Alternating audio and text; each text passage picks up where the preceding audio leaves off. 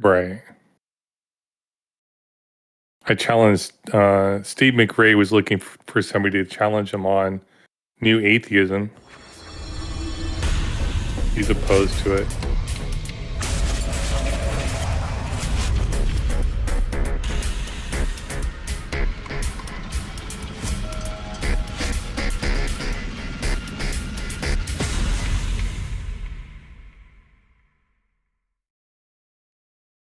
Mark, I was kind of tempted to see if there was another person to join up on Inquisitor's side.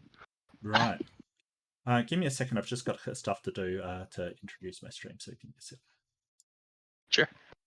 Mm-hmm. Hello, everybody. Welcome to the stream. I'm just in the previous room, so I'm sorry this is sort of a sudden introduction into the stream, but I'm sort of just waiting for the debate to start. So I'm sorry for the tangled weaving of people coming through, but it's going to be good. So hopefully we will get the interlocutor showing up, who is Inquisitor. Hopefully we will get that going, and we can have a really good debate. If not, I'll probably do something else, I guess. So yeah, but it's going to be good to see you all, and I hope you enjoy the show and the debate. I do apologise for the delay. So if you do want to, talk among yourselves or leave a like, and I'll be with you shortly. Yeah, sorry about that, everybody. I just had to sort of say something. Go, I seem to be having problems with the chat in my OBS not showing up. It's supposed to stream live. Oh no. This is not happening. But that's okay. That's all right. I've got it popped out now. Yeah. I always have trouble getting the Discord chat to. I got it set up now, but Yeah, there's so much to learn on this stuff. It's like I thought, oh yeah, people just stream. That's what they do. They just stream to things, and how hard could it be? YouTubers do it, and it's like, wow, okay, yeah, it's actually there's a lot to it. Like there's more than you think. So. Yeah, I'm sorry, all YouTubers out there. I'm so sorry. Like it's harder than you think. I'm sorry for minimizing what you do. Yeah. I have no idea what you're talking about, Mark. Yeah, you find it easy. All right, thanks, Ozian. You just completely, Yeah, right. completely minimized my experience. Thank you for that. It's taken me like I've been doing it for like 4 years. I still mess it up. Right. I did that debate the other day where I had the wrong mic selected. Yeah. During the beginning of the debate. No one told me in the pre-show. Like, you could have told me it didn't sound right. Nope. So, yeah. So just for my audience, this is Elusive Viper and Ozian. You might be familiar with Ozian. He's been on Modern Day Debate before. Fantastic guy. And Elusive Viper is a fantastic as well. And you made your debut, which was exciting. Yeah. As Viper, I think it was. You didn't put the Elusive before it, I think. I don't think that wasn't my decision. That was more of a I guess creative decision on their part. But I see. Oh, so that was, yeah. So I think I think James is sort of making it more more confrontational kind of thing. So he sort of asks people for photos of just not them smiling like everything's great, but more looking confrontational, like they're about to fight kind of thing. And I think that's just he knows what he's doing. It's sort of for the clicks and views kind of thing. But I don't disagree with him. I think that whatever he can get to get that audience rolling, because I mean, people have this weird idea, and for right or wrong, that debate is like kind of stuffy, and intellectual people are just saying weird words and stuff, which can be true. Don't get me wrong, that can be true. But I think there's so much more to the debates that we have and the debates that we participate in. I think there's a lot more going on there. Sometimes the show's as important as the words being used. Well, I think it's just I think what James is doing is just getting people into it. Like I mean, I agree with him. If you're if you can get people into debate kind of thing, there's a lot there. There's it's not just stuffy intellectuals and things like that. You have really good arguments and you have good ideas, and to get people to critically think more and weigh up ideas against one another, have a look at other people's worldviews. I think this is a good thing. I think it's fantastic. um, I think that you were talking to me recently about Stoicism, Ozian, and that was cool. And I went and checked it out in a couple of videos. And the weird thing was, you were talking to me about it, and then Philosophy Tube did this amazing video on it. This incredible video on Stoicism, and it was fascinating. So you know, um, There's ideas. misconceptions about it too. Like Mm, people think it's being emotionless. It's not about being emotionless. It's about recognizing that no one else can control your emotions. You mm, did.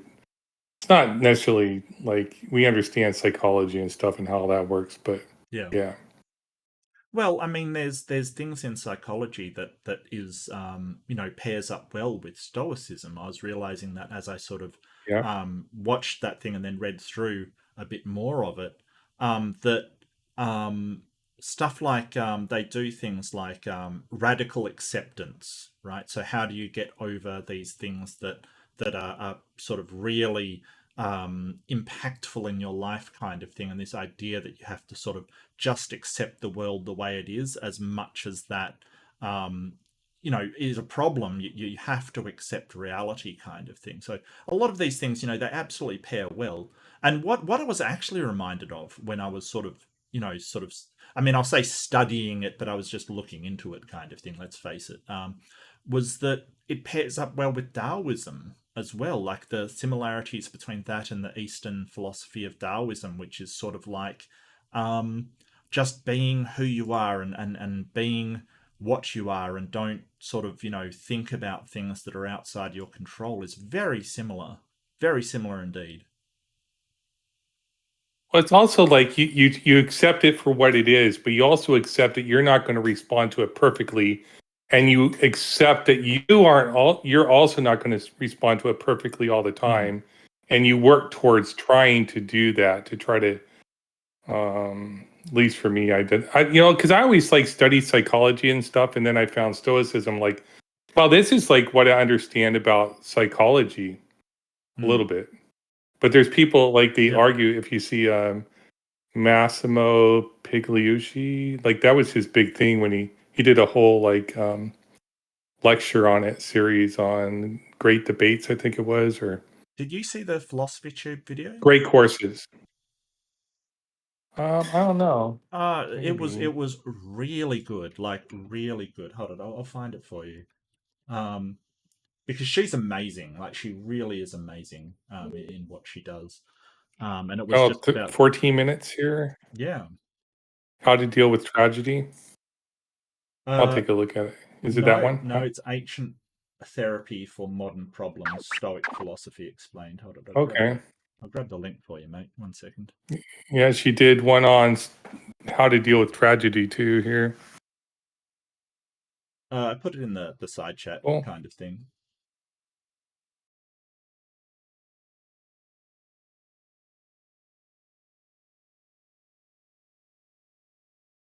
Stoic philosophy. Yeah, people think it's all about like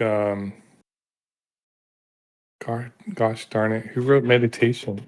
Does anyone know where Inquisitor is? Does anybody have a bead on? Yeah, he's not showing up online for me. Uh, No. So Same Sunday here. nights he goes to a remote site and he usually has pretty good service, but there have been times where like even though he's in the same site all the time, like he's just lost his connection and never come back. hmm. So I'm just wondering if that's what's happening right now.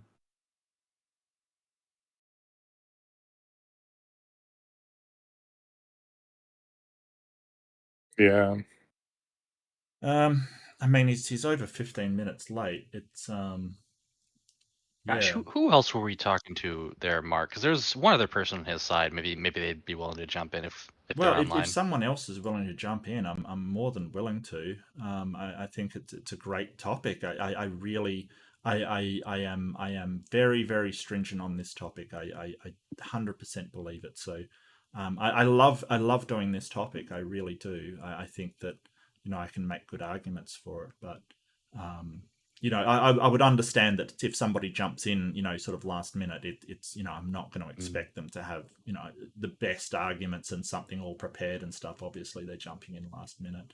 Um, Yeah, yeah. I feel like it might have been Corey. Is it Corey? I feel like it was Corey. There's So somebody from the Middle East. You mean like the Oh. Jixie Corey or Corey yeah, Corey? yeah, it was Jixie Corey, not Corey Corey. Okay.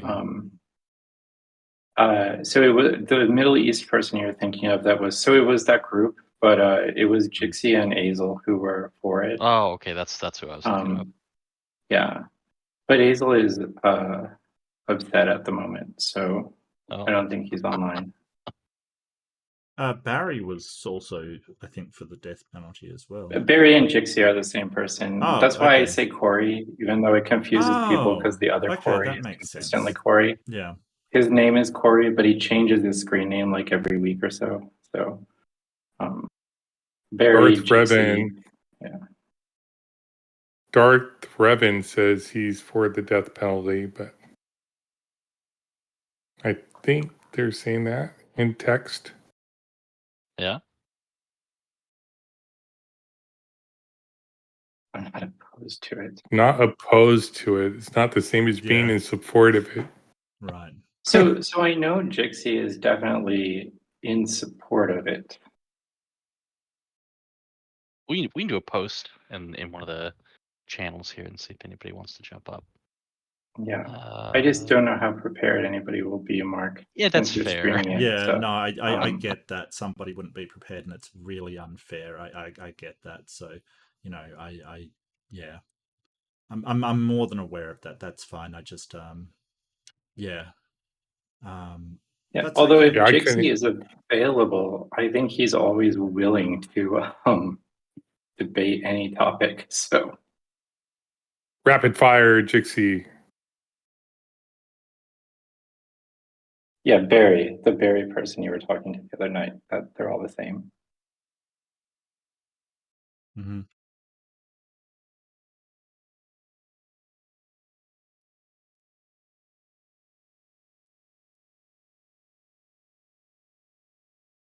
I wouldn't mind doing a debate. I just couldn't steelman this one because I'm just not. I just think I just honestly believe that it's only useful in the most narrow cases, like you have a really specific It isn't rival situation. or You're talking about sort of devil's advocate, like pretending to have that view. Exactly. Yeah, I mean that can be interesting, but I always find when you're doing debates, there's something disingenuous about somebody pretending to have that belief for the sake of an argument. There's something, I don't know. I think there's something sort of passionless about it. Not that it can't be very very useful to sort of play devil's advocate and stuff. I just think for a debate, what's the point if nobody actually disagrees? I don't. I just think there's something. Yeah, I agree. Yeah. I don't know. I just think it's not the best. And all these debates I've been in, it always comes down to like Yedan said, it's like, oh, well, if we know for sure they did the thing, then the death penalty is okay. It's like, but you can never do that. Like, you can never know for sure. It's like, it's almost like they're agreeing with us, except unless we could know for sure. I still disagree with that. I don't think we can do it even if we knew for sure. So I think it's just punitive. And I don't think there's a reason to really be punitive. Sorry to interrupt real quick, but looks like Darth Revan has jumped up on the stage. Yeah. I don't know if you guys want to have a quick discussion to kind of see if you guys want to have the full conversation there, and maybe the rest of us can jump out so you can kind of get this going for your stream there, Mark. Yeah. I'm thinking maybe we can just have a discussion rather than a debate. instead of doing the sort of debate thing, because obviously whoever it is not going to be prepared for it, and that sort of I always hate putting people on the spot in debates because I've been there and it's hard to debate when you're just thrown into the middle of it. So maybe we can just have a discussion kind of thing, have everybody on, and just discuss it if that's more amenable to Darth. Whatever works for you, Mark. Yeah, I'm happy to, mate. I'm easy to work with, so give me your position and we can see if I disagree with it. I will be okay with taking the other side, and I will so I'm do my best to firmly in favor of completely abolishing the death penalty. I don't think that in today's sort of society we should have any kind of death penalty at all. Like corporal punishment should be out, and I think it, as far as the US concerns, I think it sort of violates the cruel and unusual punishments kind of thing. So I'm curious. So, like, what about in military instances and treason? So national treason. So yeah, I'm against things it. that could. Yeah. All right. Just curious on your thoughts on those, because I'm not opposed to it as a military punishment.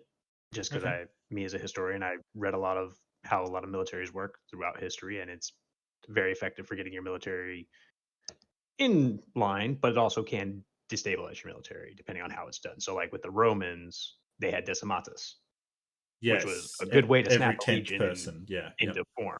Mm-hmm. So there's instances like that where I'm like, okay. Yeah, and sort of, so I wouldn't argue from the perspective of was it useful in the past or was it effective in the past. I think I'd be arguing from it's not effective now. There's no reason to believe that the death penalty is actually effective in deterring anything. And I think that, especially for something like treason, if somebody believes in their cause enough, death is not going to deter them from committing that treason if they really believe in it, any more than life in prison. Also, they might not be fearing they're going to get the death penalty. They're not going to get caught. They think they can get away with it. And they're willing to risk that happening because they feel they're going to be smarter than the system. And probably, like, when it comes to like the military stuff, they probably usually don't get caught unless it's some type of setup or sting. Possibly. I mean, also, I think at the end of the day, not a lot of data to examine with treason, though. I mean, there's not a lot of cases that you can examine. That'd be a very difficult one. There's a bit like I think understand it from the state. Sorry, Elusive, I do apologize, mate. Sorry, Elusive.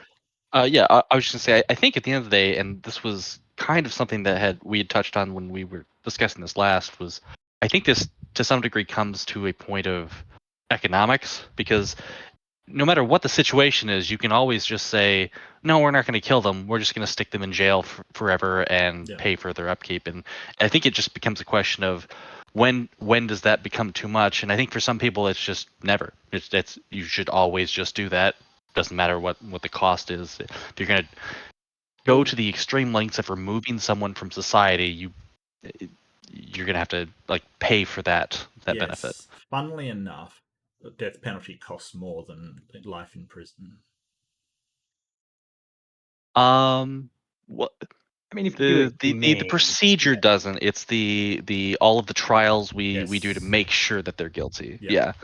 But then I think what you were going to be discussing today was like a very, very streamlined version of that, where that wouldn't have been the case. But well, I think that you have trade-offs. So if you want to make it so people aren't waiting on death row for as long, and they can't appeal and they can't have all these processes to go through, the problem then becomes that more innocent people, and innocent people do get killed in the death penalty, that more innocent people are going to be killed because you don't have that extreme due diligence. You don't have that process where they can appeal and go through multiple appeals kind of thing.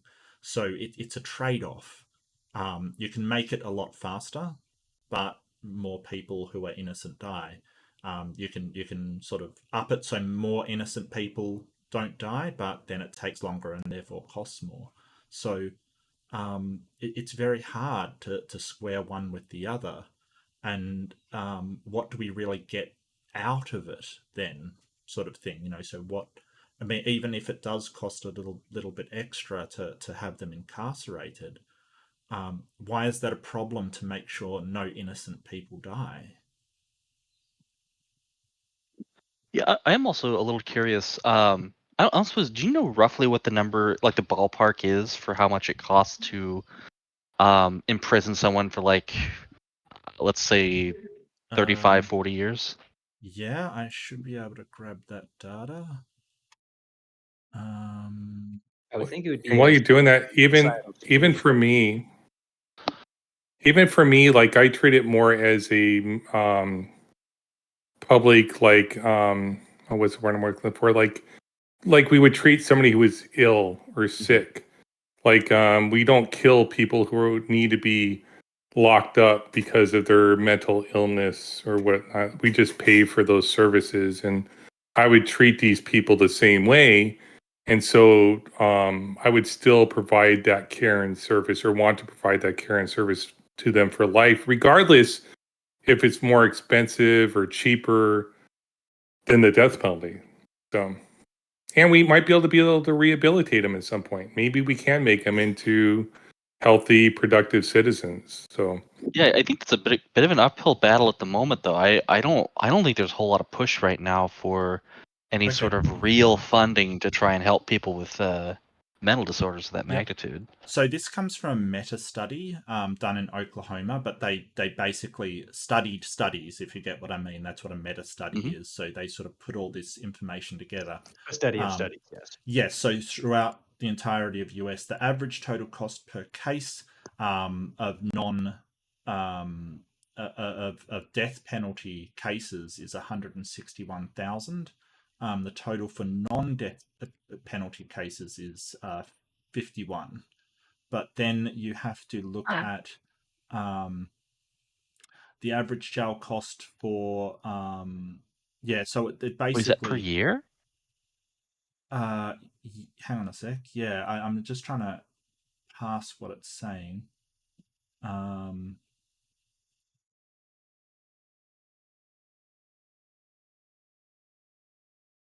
I think that's probably roughly per year. Yeah. Probably sorry. That's before the imprisonment's taken into account. So that's not. Yeah. I'm sorry. That's just the trialing costs kind of thing. Oh wow! So I'm doing some brief searching. It actually varies pretty wildly state to state, anywhere from like 18,000 a year to like 135,000. And they all get appeal processes too. It's just there's mandatory ones for the death penalty. It's not like somebody who gets life in prison doesn't get to appeal. I'm just looking at like the housings. Like what does it cost to actually keep them behind a set of bars? Oh, that's what you're looking for.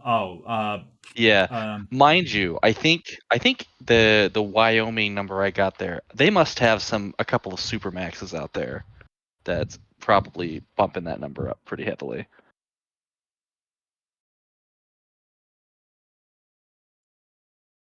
Well, no, it's pretty expensive. Like if you take in all of the costs associated with it, it is pretty expensive. So I'm just going to sort of flick to the bottom. I like this meta study because it's taking all of them into account. It's very dense with statistics. That's all.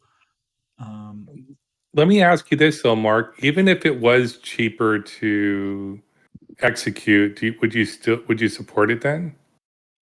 No.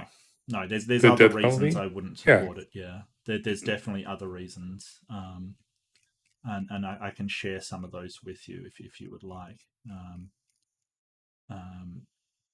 I think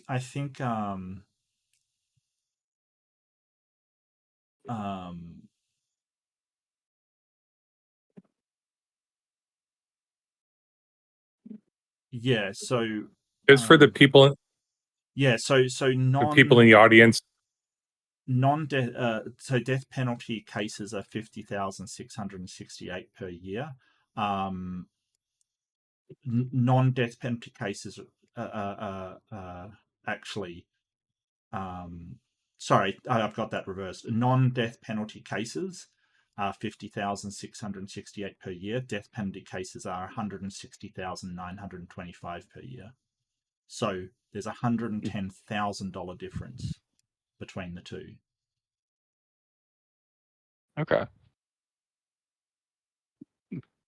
Because they need more security. They're in Yes. all types of issues with the cost. Yeah.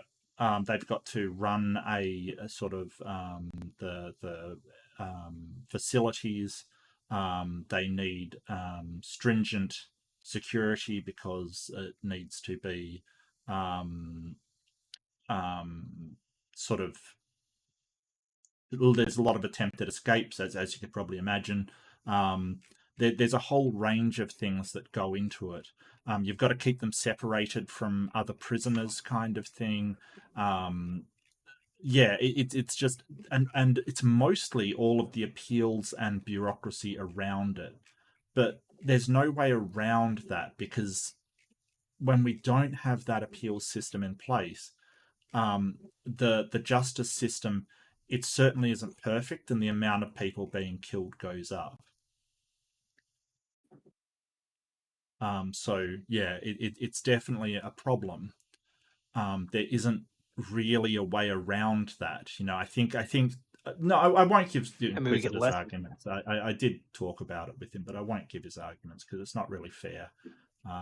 While he's we could always lessen the bureaucratic tape, make it an easier process. Given the fact that we have moved into the digital age, the systems can be reformed and redone to a much more efficient method. Well, so it's not. That is something that is possible to be done. We're just lazy in the methods we're using. So the computer programming and stuff would be hard, but we have things like that can be done. I don't think that's the problem. I think it's more the legal system. It has to be seen in front of a judge. Judges are expensive. Lawyers are expensive. Lawyers' assistants are expensive. The state is essentially putting on another defense, so that's why it costs money. It's generally the state that's also sort of doing oversight on whether the process has been, fairly done, kind of thing.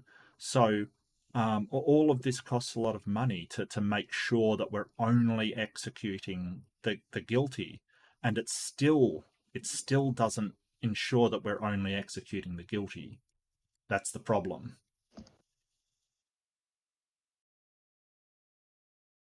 But to sort of answer your question, Elusive, there's other reasons as well. I think it's inhumane, especially the lethal injection. Lethal injection is awful. People have been basically lethally injected and writhing on the table for hours on end when it goes horribly wrong. I think that would definitely fall under cruel and unusual punishment, on the Constitution, kind of thing. Hello. Let's more people come up on stage if they have questions. Yeah, questions, opinions. I haven't got questions. So, for me, I'm pro death penalty in certain situations. Okay. So, for me, I think that having the option for the death penalty if you have a life in prison sentence would be better than taking and being forced to live forever or until you die in a prison. So that way you can choose to die. Sorry, Tinfoil. Are you talking about the prisoner's option to choose death then? Yes, as well as in cases of extreme incidents like mass murders or serial killings and stuff like that, if it's 100% proven. But I get that it's very difficult to vet that kind of thing. Right. And so how would you address the problem with sort of finding who's innocent and who's guilty? Because at the moment we have or rather, when I say we, I'm talking about the states in the US that have the death penalty. Yes, we definitely have a very big problem with executing innocent prisoners, and I do think that as it stands currently, our current ways of execution are extremely inhumane, brutal, and unreliable for actually finding people who committed the crimes that they are being executed for. Right. I agree with you. Lethal injection is fucking awful. Yes. And I personally think that firing squad is better. I know that it.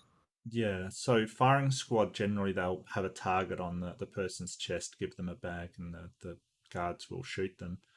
They generally will have 4 people, because that's still a punishment in the US in some places. Yeah, I know. I think that there was a fire. Basically, there's 4 bullets firing. given out. 1 is a blank to try and alleviate. And this is something that I did want to get to in the debate, to try and alleviate the guilt that the prison officers feel. So if you imagine yourself in that situation, you've fired your gun. Yeah, and I can get that. Yeah. Well, there's sort of 1 in 4 chance that you didn't kill them, and so that's supposed to provide an out for the prison officers, that they can go, hey, I didn't kill them because I was the one with the blank. Yeah. But in practice, humans are intelligent enough to know, well, there's a 1/4 chance that I didn't fire a real bullet, but there's a 3 in 4 chance that I did. The officer knows his firearms or has practiced using blanks or anything like that, he'll know whether he shot the blank round or not. Well, and especially if you're going through enough of these, like the odds that you have gotten the blank every time is astronomically low. I did want to bring one thing up. You mentioned people being able to have the out. I don't know if that's really quite the death penalty so much as kind of the death out. But the big question there is how do you determine how do you even begin to address the concept of when do you decide that someone is sane enough to choose death, to choose suicide?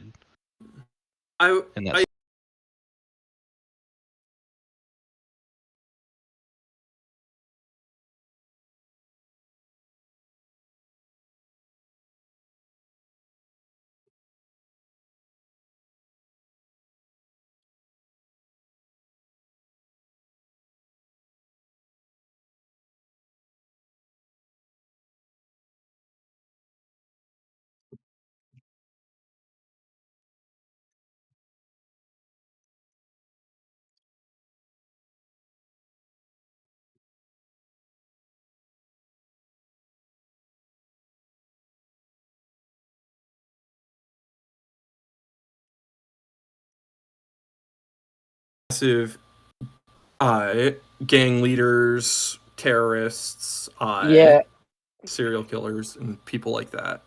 So real quick, sorry, people. I think I muted the wrong due button. to I do the person's threat level to society as a whole, not just basic. A crime happened. Yeah. And someone was murdered. We're gonna kill them for that. No, I think it. Let's go back to mod. How much of a real quick before we continue, what was Inquisitor's stance so I can play? He was for the death. He was for the death penalty. Okay. Although at this point it's a bit more of a discussion, so feel free to give your own takes here. Yeah. Yes. I wanted to point out with what Mark said at first, with the 8th Amendment, cruel and unusual punishment. I think just convicting somebody of the death penalty and putting them on death row and putting him in fear of unknown future date of death is cruel and unusual punishment itself, regardless of the form of punishment you use to kill them. That is because it leaves a gap. They don't know if they'll be pulled off death row, if they'll stay on death row, and when they're gonna die. Because sometimes people on death row are there for years. 30 years. Because they have to fight with the governor for death row. So many times that the person in death row is on so many different appeals that it takes them 10 years or so. Right, and then in those 10 years, you're hanging in the balance. You don't know if it's going to be approved or not. So for 10 years, you will go insane. I'm not sure that's definite, but I think that certainly there would be a definite decrease in your mental health. Well, there's a definite decrease in well-being. the guards' mental health as well, because don't forget they're taking care of that person Yes. for 30 years. It's impossible not to form bonds with someone that you're caring for over that period of Right. time. And the only way sort of around that is to get people that do not care about prisoners and in fact like the violence of death, which is not the people you want caring for prisoners. So Yeah, you don't want those Yeah. people in society at all, There's really. a difference between a Have you- guard and a care worker. So the guards aren't supposed to be there to care; they're supposed to be there to keep order, not care. That's Right. what the medical. But see, they're Well, let humans me- though. But they're humans Right. though. Well, yeah, but that's what the medical professionals. But let me ask a question. Maybe does anybody think there is a way to justly enforce the death penalty? Like, we don't have perfect technology, we don't have perfect knowledge, we can never know perfectly if somebody is guilty, even if of that crime, let alone they're deserving of death for that crime. So in the world we live in today, could you justify the death penalty? Can I I give you the meme answer? I don't. We'll just let God I do would it. say And based they'll get a on heart reasonable attack and they'll amount of just die. damage and crime. I know. I Like- What's that?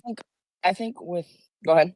Go ahead, I Darth. would say based on reasonable amount of damage and crime that they're committing, and likelihood that they redo it. So if the person's done the same thing like 20 times and kept getting out, they're more likely to keep doing it, even if you address the mental health problems. It's not I always a think- fix.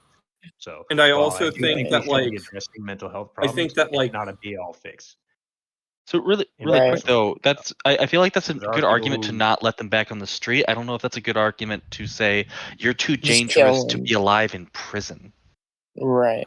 Because prison already has people on like life in prison who are murderers, serial killers, like people who are actual dangers to society. So I don't think it's necessarily safer. They are safer inside than they would That's be why I said outside. level of damage, like, But not just I killed It's- a it's- person, but people who are really going to go out and mass slaughter. it's not like whether people who are the- really dangerous. Yeah, but it's not whether the I would death say penalty threat will to society. stop it. It's whether the death penalty will stop it more than imprisoning them for life. Because don't forget, if they're imprisoned Well, for life, that they're not going to be able to commit these crimes. So if you've got somebody that sort of, is going to die in prison, what more does the death penalty get out of that? Yeah, and Right.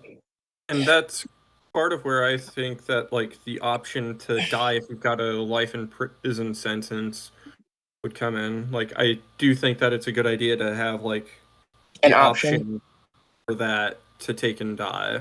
I think- would agree, actually. I would actually find myself agreeing with that. But it would have to be voluntary. Yeah. There'd have to be a lot of oversight. So Yes, definitely voluntary, You- and it can't be, like, extorted or anything. I like want that. to talk There's an about easy that, solution though. to this. I want to talk about Well, that, though, that's because kind of the problem. you said that a psychologist would determine that they're sane enough to take their own life.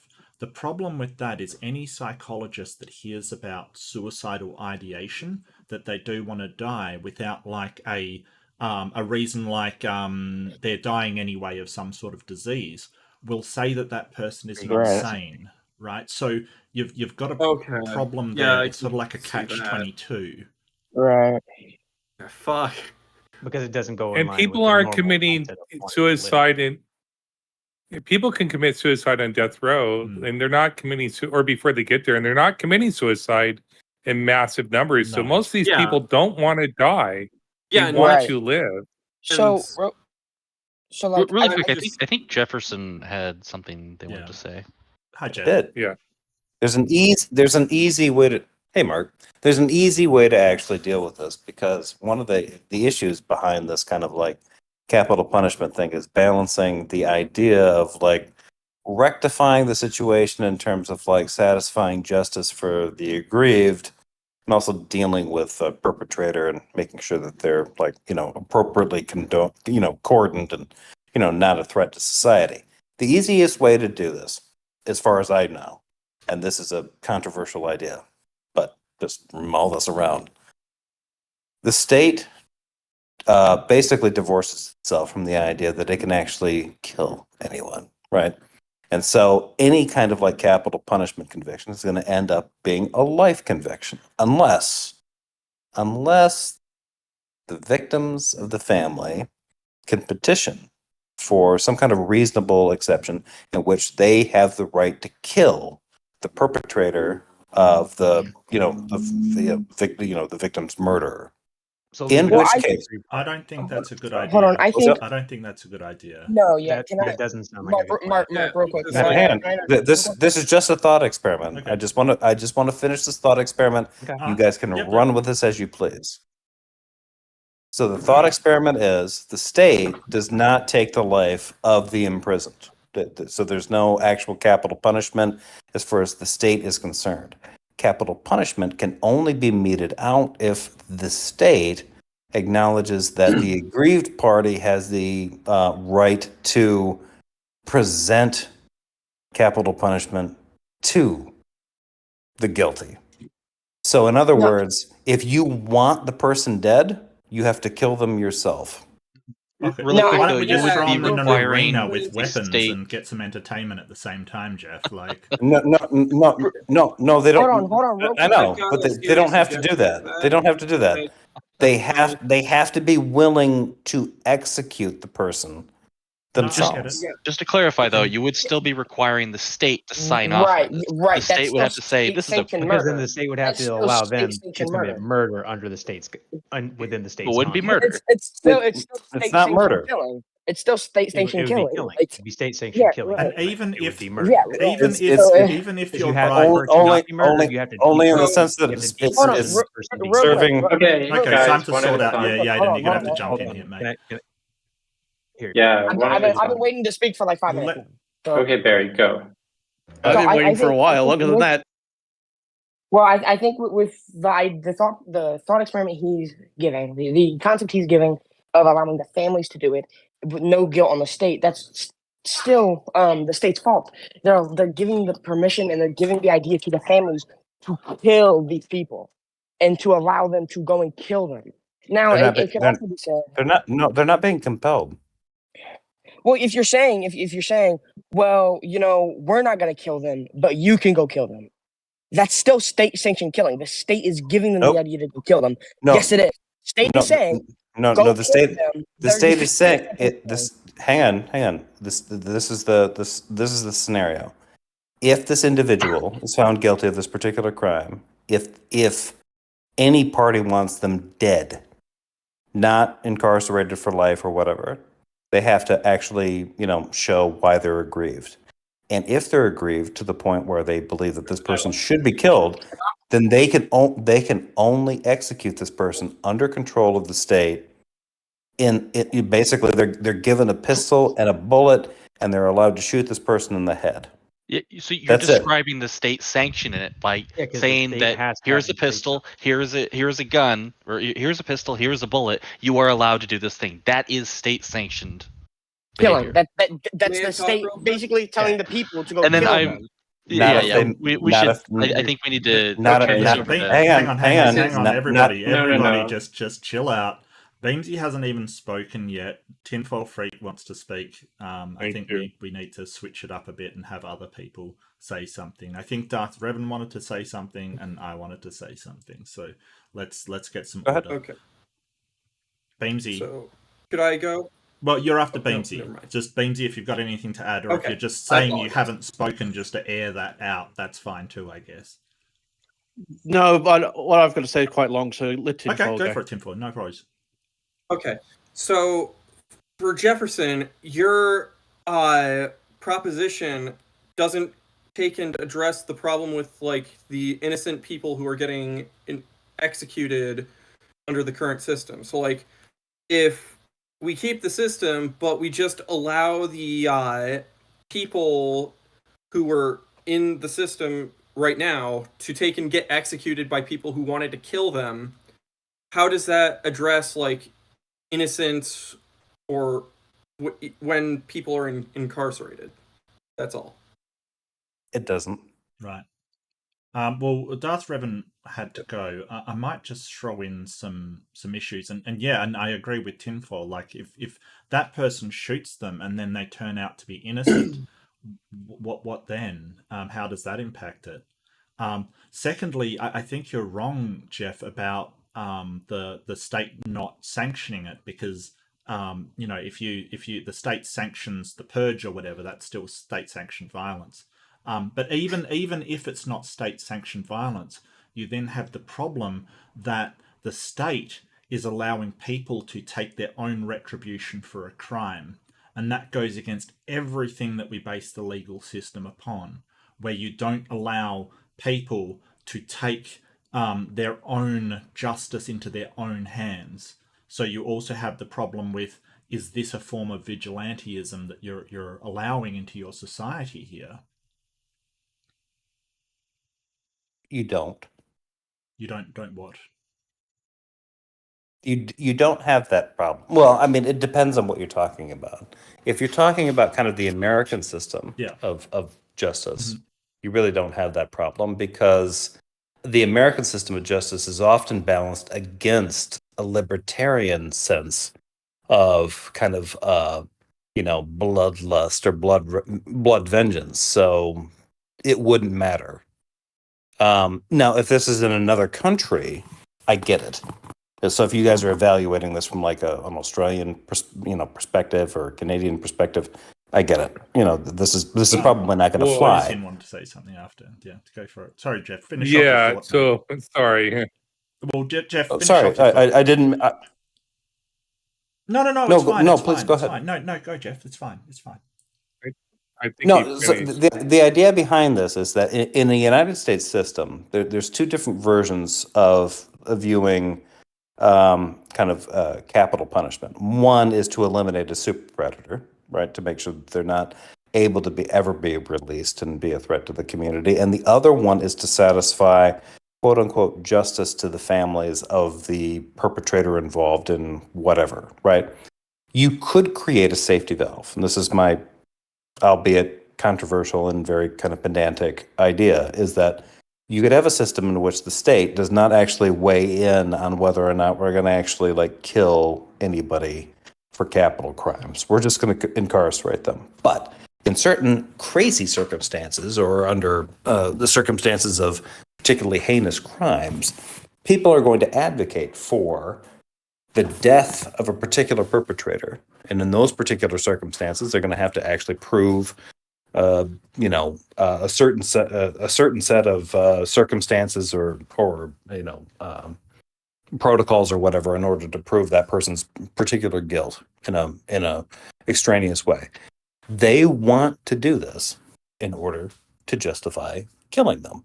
If they want to do that as a family member, then they have to be willing to do that themselves. Okay, Ozian, do you want to? And if they're not willing, they're not willing to do that themselves, then they can't. What they can't do is farm it out to the state. That's my point of my thought thing. They can't just hope that this person gets brought up on charges, convicted of X number of things. They're so heinous, they hit a certain kind of legal litmus test. And when they do, they end up on death row. Okay. No, they don't end up on death row. The only time death row happens is death row has to be personal. And if death row is going to be personal, that means that somebody has to show up, not from the state, from the aggrieved. Okay. And they have to kill them. No, we got it, Jeff. And if they're not willing to do it, then the state just incarcerates them forever. Okay, that's fine. Ozian, So, go for it. Yeah. I want to go back to the beginning of this whole statement you made. First of all, the UK, Australia, and Canada, and the United States all have the same history of our law based on common law. And the consequence of any felonious action typically was the death penalty under that historical perspective of the legal systems of all four of those countries. 3 of those countries have decided that they don't want the death penalty anymore. And a lot of states within this country, the United States, have also abolished the death penalty. So you are correct in a way. Originally, the death penalty was there to prevent the person from doing it ever again, and to set an example so no one else would want to do it, and as a form of revenge, because there's different forms or concepts of justice. And the first rudimentary form is vigilante justice, revenge justice. we've moved beyond that. Even under the United States legal system, we've moved to a rehabilitative type of system and a punitive system and a restorative system. So I think we should move away from the punitive system entirely. I think it should be rehabilitative and restorative. They pay for their crime. They get rehabilitated. And if that could take their entire life to be rehabilitated, then they should be in prison for their entire life. Some countries have moved away from, and it's not even just those 4 countries, all across Europe, all across the world. We've moved away from the type of concept of justice where we have to have revenge in order to see some type of balancing of the scales. So we moved away from that. The U.S. is moving away from that. Just at that state. Now, when you talk about the state is the one that determines the person's guilty. Even in your system, the state is the entity that's deciding if the person's guilty or innocent. The state is the entity deciding if they could get the death penalty or not. All you're doing is changing the hand of who the state says will be the person that could give death. So you're basically giving the aggrieved party the option to veto the death penalty. So that instead of the governor, the one that can step in and who's impartial to the situation, you're saying the family should be the one that steps in to say if it should be the death penalty or not. But regardless of how you state that, it's still the state sanctioning the death. Like it's just unavoidable, logical entailment of what you're saying we should do. I should let Beamsy speak. I don't think he got his point in yet. Well, I have a solution to that. Well, I think we're going to let Beamsy go, and then we can come back to this topic if we need to. This all comes from the aspect of ethics in the military and a misunderstanding of what you refer to as the death penalty. It shouldn't be looked at as a death punishment. It's a misunderstanding of what it is there for. If you represent what is the difference between justice and what is the difference between vengeance, the death penalty is actually vengeance. It has never should have been represented as a form of justice. It has been misused in the United States. If you look into the way that it's used in international tribunals, in regards to the way it is with the military, it is why the death penalty is still enforced within the military within heinous crimes. War crimes are executable by hanging. That is why it is still, even to this day, a viable option, and it's why people like Saddam Hussein was hung, not shot. Right. So I see what Jeff's sort of saying, but to my mind, the taking of somebody that has been found guilty but is innocent does not outweigh just giving people satisfaction in killing somebody that they believe has wronged them. I think even one death mocks the entire concept of justice.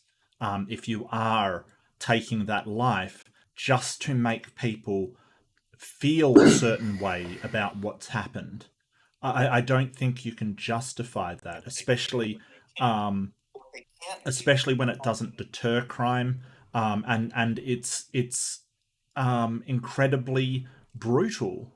So in 1764, Italian jurist Cesare Bessaria wrote, "The death penalty cannot be useful because of the example of barbarity it gives men.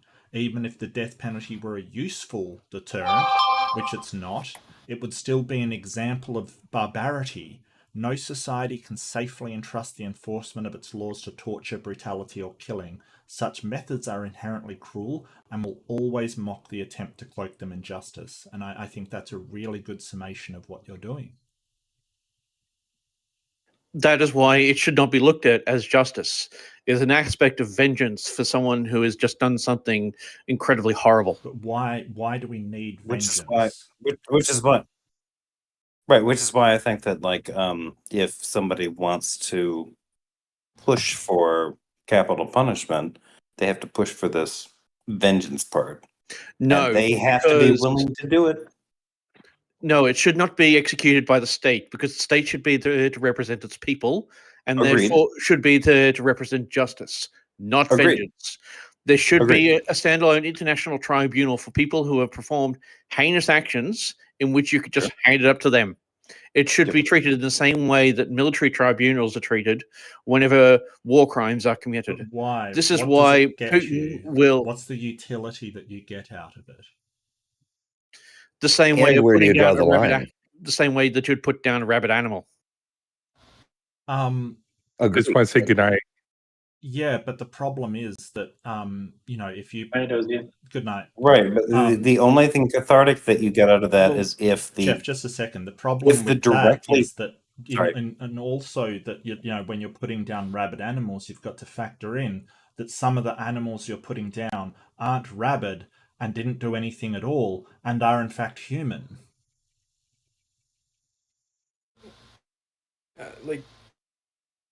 I think that one of the big problems with execution, along with it being very hard to find a humane, not psychologically damaging way of execution, is taking and having innocent people mixed in with the people that killed like 30 people. Like, you don't want to take and... here's the problem. Here's the problem with what you started with, tinfoil. Okay. Any amount of execution is automatically psychologically damaging to the species Yeah.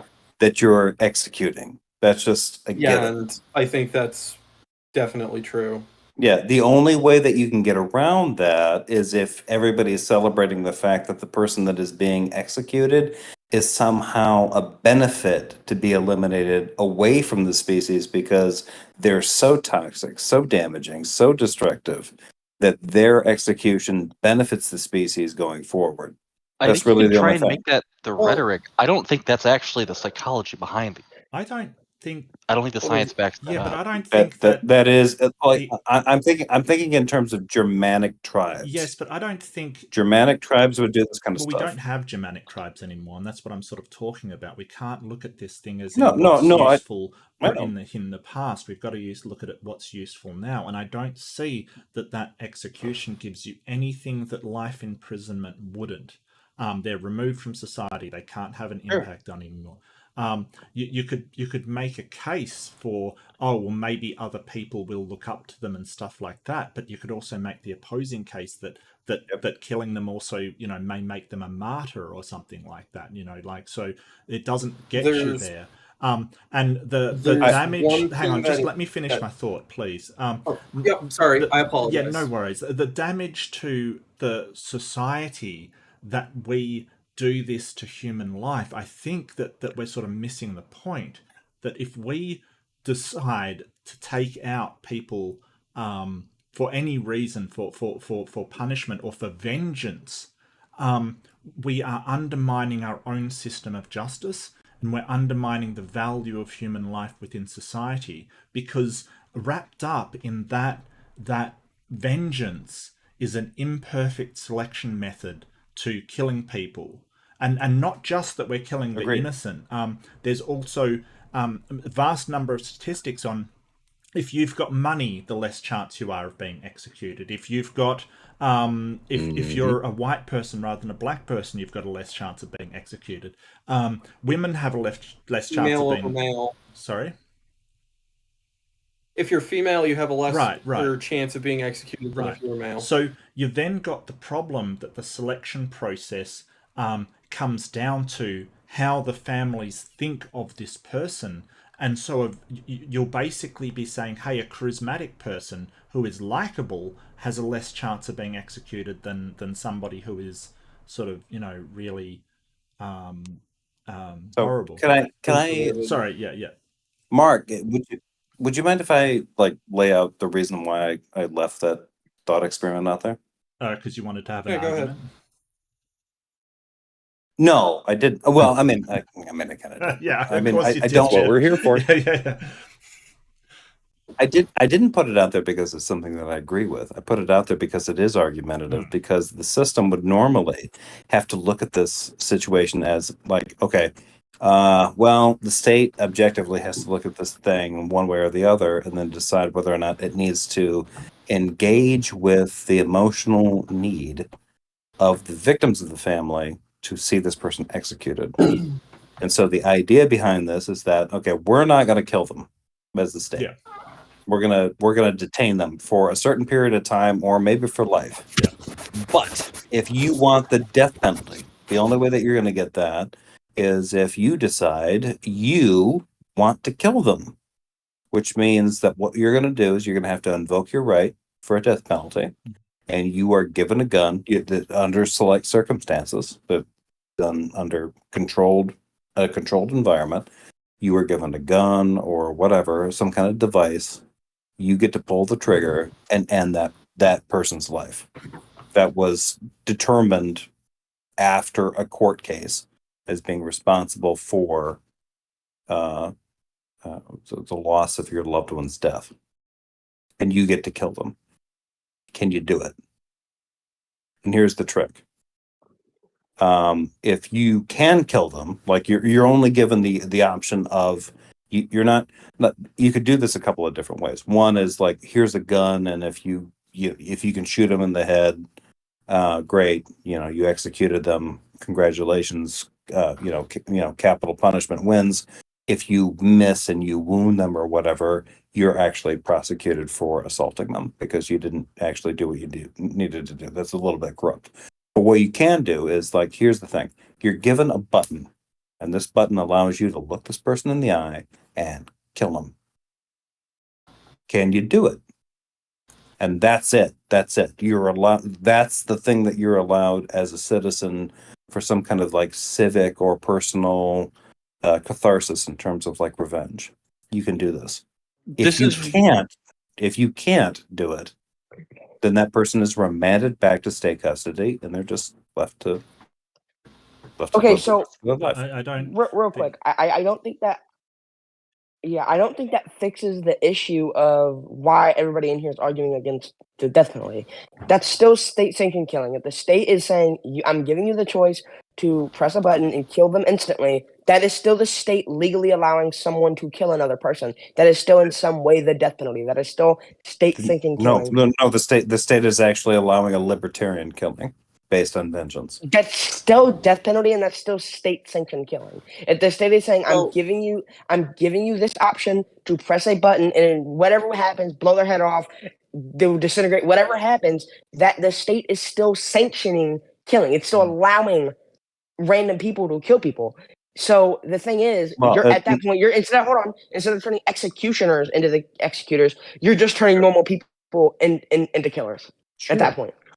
Exactly. Yeah, we may as well bring back the old dueling laws. You have insulted my honor. Prepare to die. This is exactly what I wanted to bring up. Hold on, I got a cat, and if somebody said, I want to kill your cat, and I said, oh well, come around to my house, I'll give you a gun, and if you can shoot my cat, that's fine, right? I would be sanctioning that killing. That's what that would be. Well, I mean, I'm sorry. If you've got an inmate in state custody and the state lets somebody kill them, that is a state-sanctioned killing. End of. It goes beyond that a little bit because the state is making a decision as to whether or not that's even an option. The state can say no to that. They can say yes to that. They are the ones that are having that trial. What if the state divorced itself of that decision? They can't. What if they did? They can't. So in the situation that you're describing, the state would not have any sort of justice system at all. It couldn't. Right. It couldn't. No, the state. I'm sorry. Is the person in your scenario in state custody? They would be in state custody. Yes. Then the state cannot divorce themselves over that person's welfare.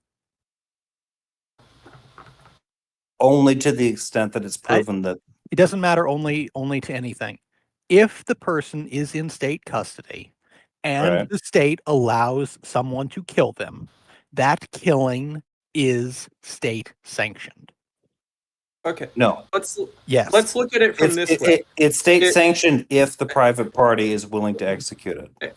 No, It's conditional. There's a swing. Okay. Yeah, but the government still has to give the okay to do it. Right, So it so is it's a still sanction. state sanctioned. So it's like yeah, the okay, state so saying it's it's They okay. granted okay, it. okay. The only reason So it's like if you give the people only the reason that option- trigger is going to get pulled if- is because a if private you- person is going to No, do it it. doesn't matter. If you give people the option to form militias, then they are state-sanctioned militias. They don't. The fact that they don't have to form militias is not. That doesn't come into it at all. If you give people the option of doing it, then it is state-sanctioned. Exactly. Right. So Right. I think what everybody's trying to say is, So you do understand how I'm talking you guys entirely out of the death penalty, right? I think At everybody this here is point? against the death We penalty. were I think already everybody. at the death You penalty. should be out of I'm the not. death penalty. But Everybody should be out of the death penalty at this point because even from a libertarian viewpoint, there is no point in which the state is not involved in I that was process. never in the death Right, penalty. that's the Jeff. point. I don't think anybody here was in the death penalty. I actually no. support it.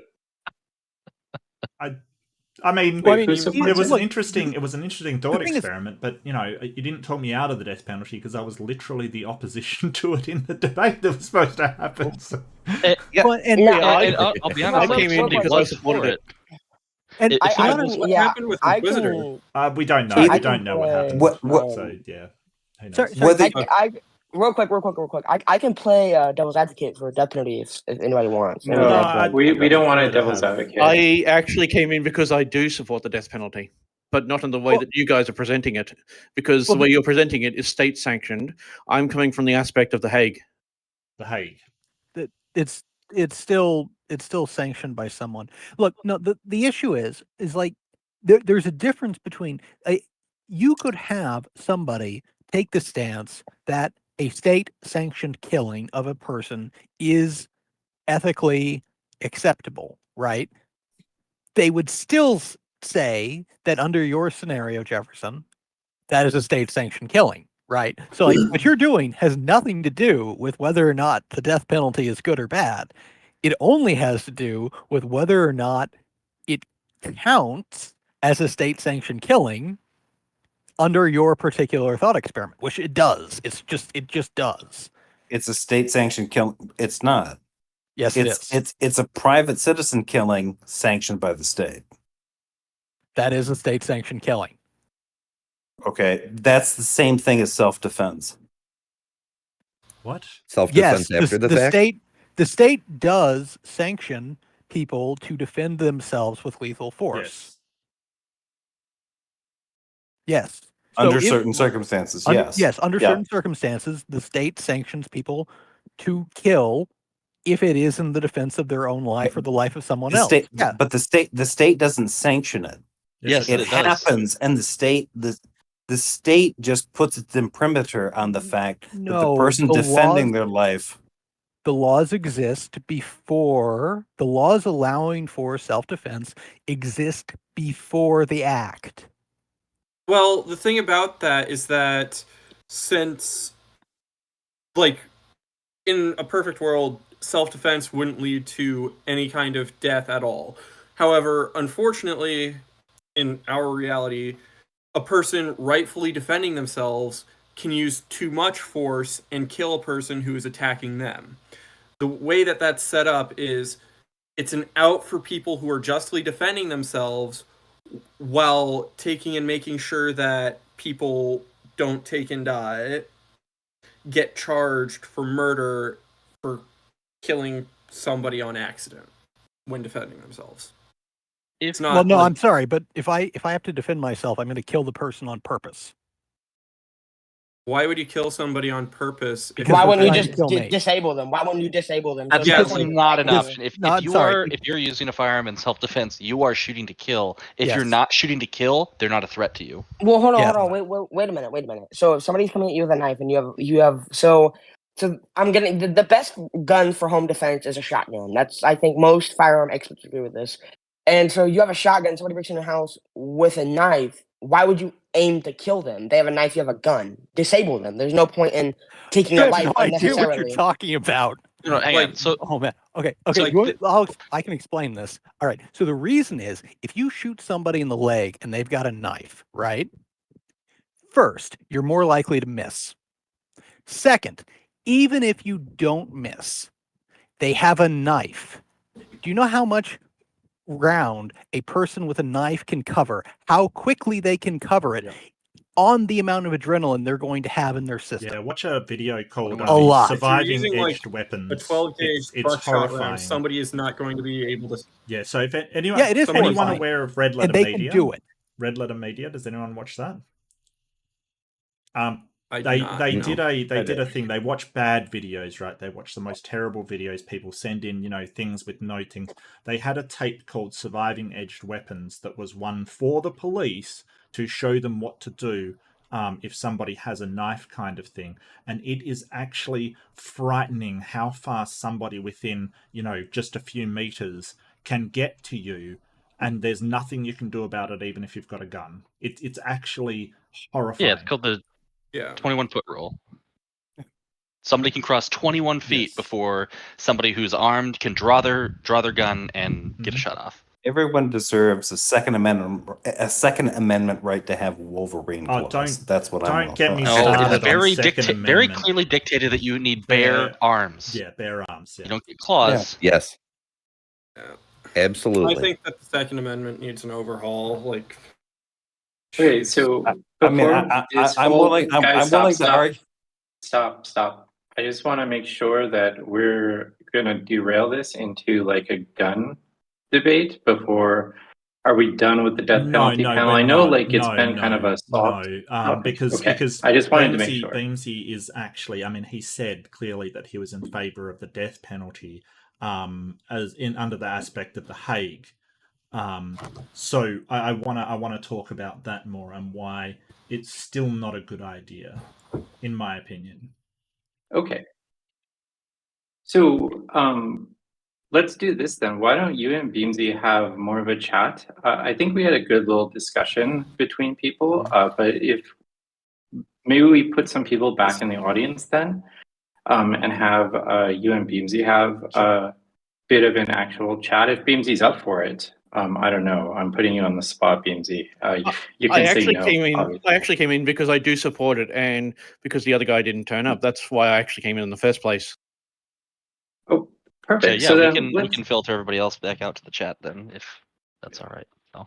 Yeah, let's do that then. Because Thank then we you, can everybody, actually if you have. did want to jump up though, but I will also filter myself back to the chat. Yeah, but I don't approach it like the same way that everyone else has. My point of it is the American system should be abolished because it's a complete misunderstanding of what it is for. It is vengeance. It is not justice. Right.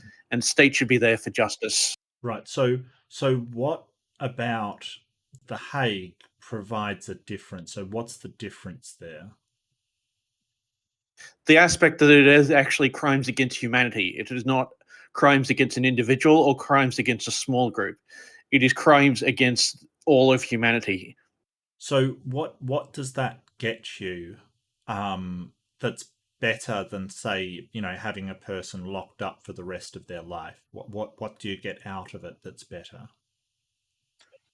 There is no benefit to it. It is just vengeance and dealing with someone who is responsible for doing something that is incredibly disgusting towards humanity. There is actually a warrant out for the arrest of Putin because of his current actions. He will be actually charged with crimes against humanity if he is ever arrested in any of the signing states. Okay, so it's only the signing states kind of thing. Yeah. Okay. So but sort of the idea of vengeance, what does that get you? And wouldn't that also make it more likely that Putin wouldn't step down and surrender if he knows that only death awaits him? Unfortunately, the position he's put himself in, that's his only way out now. Okay.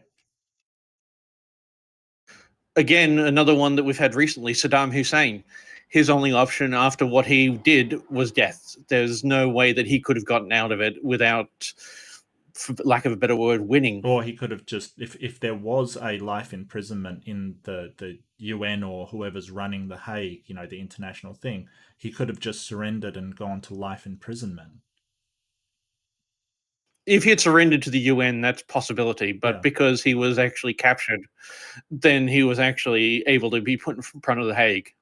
Yeah, but I mean, what does it really, apart from just an emotive appeal to our baser natures of, oh, I want someone to suffer for this, what does it actually get you?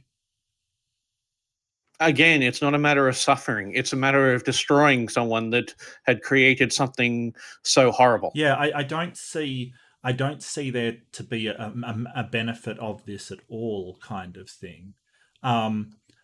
I think that sort of, locking somebody up for the rest of their life will get you exactly the same thing, and you're not resorting to sort of brutal punishments, kind of thing. I think they hung Saddam Hussein from memory. Yeah, the Hague's execution method is by hanging. Yeah. They won't shoot. They don't do anything else. They should go for the guillotine because that is the better execution method.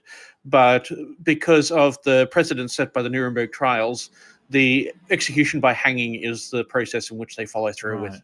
I just don't see a real benefit in sort of hanging somebody. It just seems sort of very cruel and sort of horrible punishment. Can I? Yeah. I'm so sorry. Can I fact check you just a little bit? Beamsy, so you said, so you're talking about the Hague. Do you mean the International Criminal Court? Yeah. The International War Tribunal. Yes, they don't hand out death penalties. He was given to the Iraqi government who hanged him. ICC does not do that. I believe they follow under the International War Tribunals. That's where they actually followed that ruling from. I think they the did International in World War Tribunal after World War II from the Nuremberg trials. That is the International War Tribunal. It had been enforced since 1960 something, if I remember correctly. That's why he wasn't tried at The Hague. He was tried by the Iraqis under the ruling set forth by the International War Tribunal. Oh, yeah, no, he's right. Article 114 of the Constitution prohibits sentencing someone to death out of the Dutch government, so they can't actually. That's why it's the International War Crimes Tribunal and not directly through The Hague. That's why he was handed to the Iraqi government using the International War Crimes Tribunal. It's the same thing that would happen to Putin, but I don't know where he would be tried. International War Crimes Tribunal. You would say that the last sitting was back in the 1980s.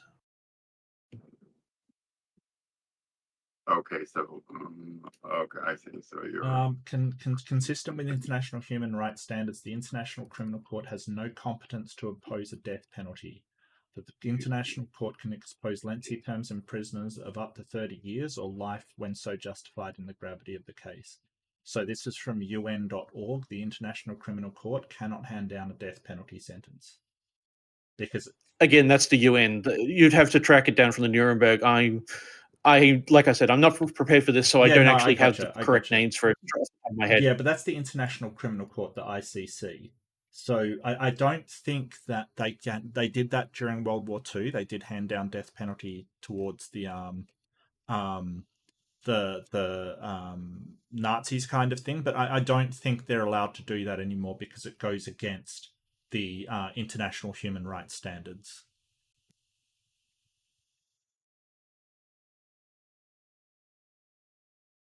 I can't, like I said, I can't remember the names off the top of my head. If I had a little bit more time, I could have done that. Yeah. Inquisitor's here if you want to actually go against him. Sure. Yeah, I'm trying to bring him up. There's something going on. Inquisitor, can you quit your app completely and come back? Maybe. Yeah, I'm sorry, I wasn't I fully prepared for this. Of course you weren't. That's completely understandable, Beamsy. I totally understand. Oh, there you go. Ah, All right. Ollie, fucking Phase Ruga, it 3. worked. Mark, Yes. God damn it! I thought our debate was next Sunday. Well, I mean, I gave her the link and everything. I fucked up. Okay. I know that's my fault. Even the people I was talking to in like the regular VC, I'm like, hey, you guys gonna come listen to my debate next Sunday? And everyone's like, no. I was like, oh fuck. Okay. That was my bad. Did you still want to do this debate? I think I've been on for about an hour and a half, so you're only an hour and a half late. I mean, it's not too bad, right? We're about to get ready to go to bed. Okay. Oh, that's okay. The reason I was gonna do it, I was going with the reason I was gonna go next Sunday is because I'm not gonna be home next Sunday, so I'm not gonna be here to piss my wife you off. want to reschedule it? Is what you're saying to me? If you don't Yeah, mind, yeah, if we can sure. do it next Sunday, because I'll be up in Fort. Okay. Okay, you're. Okay. Yeah, that's fine. That's fine. I'm so No, sorry. No worries. No worries. I'll just postpone it. Not a problem. Okay. Easy done. You're a scholar and a gentleman, Mark. I Oh, I appreciate don't know that. about that. I think I'd have to have some evidence for that, but never mind. But cheers, thanks Inquisitor, thanks for letting me know, mate. But it's actually been a really interesting discussion. It really has. Yeah. Let's continue. I don't want to interrupt it.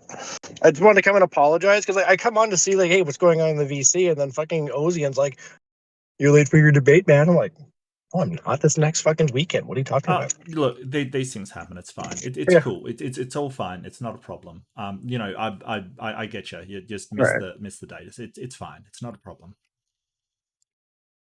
Okay, I'll let you two go back at it there. I'll simmer down. Yeah, sure. Not a problem at all.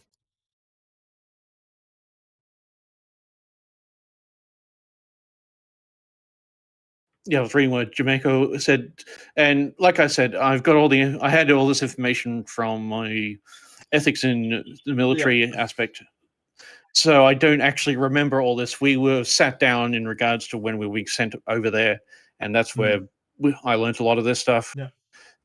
The names of places I've forgotten, and I don't remember who actually affronts that international community when war crimes are actually in place.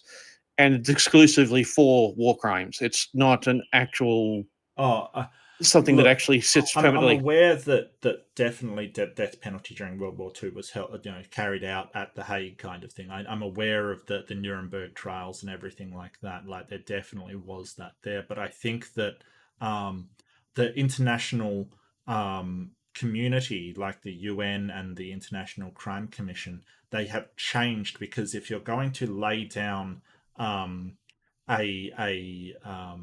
sort of values of human life, then the death penalty doesn't square with that. You can't have valuing human life and not inflicting cruel and unusual punishments, and also have hanging.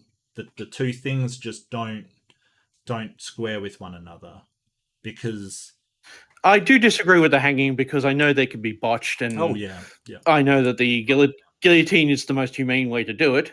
That's probably the only thing I disagree with it on that aspect. Well, I think it's humane to the person being killed, but I think it's pretty brutal as far as the person doing it and the crowd is concerned. I think that it would be a mistake to have a whole bunch of people stand around and cheer as somebody's head comes off. I think that's a bit of a mistake. Again, it's not the purpose of it. You're trying to get an idea of justice from it. It's not an idea of justice that they're trying to put across, and that's why states should not be able to mandate a death penalty. It should be for crimes against humanity in the aspects of ordering 200,000 people to their death simply for their own political power. That's in a position where it should actually be used in. I just don't think that sort of pacifying our sense of vengeance is particularly useful.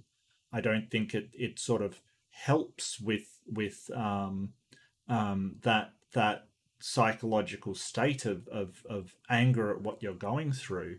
I think that psychology understands that taking revenge on somebody doesn't actually mitigate those feelings of hurt that you feel. I think that you have to come to terms with your feeling rather than going out and hurting somebody else. Again, you shouldn't be approaching this from an aspect of hurt. It should be coming from an approachment of disgust. Well, I don't think it's helpful for disgust either. This is what it has to be looked at as, because you shouldn't be putting people who are hurt onto the position. It should always be people who can look at the situation of what they've done and should be disgusted with what they have done. That's why it's an aspect of vengeance and dealing with that as a disgusting aspect of humanity. Yeah, I don't think that's particularly helpful. I think that in sort of saying, oh, well, that person that did the gas chamber is disgusting, I think it's important to realize that, as Noam Chomsky said, we're all capable of being saints and gas chamber attendants. That say, hey, this person did this egregious wrong, and they're somehow different from the rest of humanity, so they should be treated differently, is sort of undermining the point that we all are capable of doing horrific things.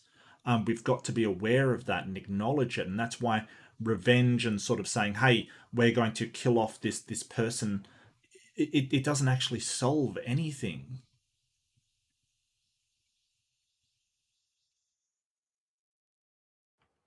Whether you actually execute them or put them in some sort of imprisonment for life, what does that solve anyway? Well, you're taking away the ability for them to do anything else, right? You're removing them from society. So excuse me. So they can't interact with any followers. They can't cause any more harm to people. They are in a situation where they no longer have any impact on society at all. And now, whether you do life imprisonment or kill them, it's essentially the same outcome. Yes, the outcome is exactly the same. But when you come down to life imprisonment, you could actually manipulate a guard to take out a letter or two to people, or they could actually start taking pages of a book out, like a certain unnamed individual whose book was snuck out. Right. The Marquis de Sade. He's the person that actually where masochist comes from. Yeah, no, I'm aware. His writings were snuck out by sympathetic guards, and that is one thing of people who could be put onto the situations of jailed for life. A nice soft ear or a tender heart. Oh, could you get this letter out to a friend of mine? Yeah, sure. I get what you're saying. That's fine. That is one way that they could get their words out to their followers as well as their ideals across to other people. The idea of allowing someone who has committed the idea of a crime against humanity should be looked at as we are dealing with a disgusting animal and they should be treated as such. Yeah, and thanks to that. And it's not like those ideas wouldn't arise anyway, right? It's not like he was the only person with these ideas. But now we have a term sadist, which literally refers to his teachings and, things like Machiavellianism and things like that. Not that that's particularly what we want to happen, but, it's not like that suddenly became a prevalent idea within society. It's not like it became something to look up to.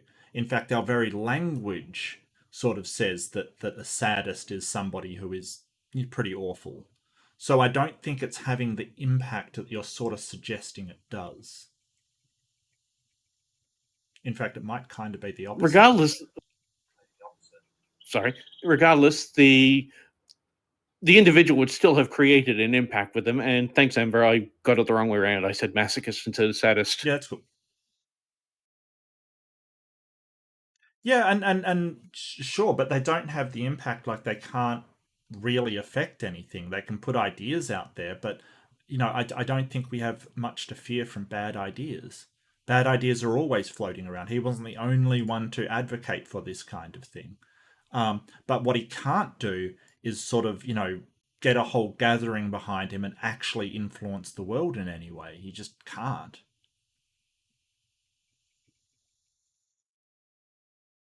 The influences come from before his actions, and that's why it's better to be rid of them and then be done with it. I don't see why. I don't see that you're getting anything besides just sort of taking that person out in order to sate a feeling that people have of sort of a retributive, I'm hurt and then I want to hurt you. But I don't think that's particularly helpful or healthy. It is one of those things that something bad happens to you, so you go out and harm somebody else. It's sort of an endless cycle of violence that you're sort of promoting, and that's the problem. If we're doing it for justice, for creating a society that believes in giving some sort of correction to society, some sort of corrective behavior, yeah, that's helpful. But if you're just sating people's baser emotions, that's not helpful. That's why I was basing the aspect on the war crime tribunals and not on the idea of a state. The state should be there to represent justice. Killing people for anything is not justice. It's murder. There's no way that you could put it. Oh, it doesn't matter. But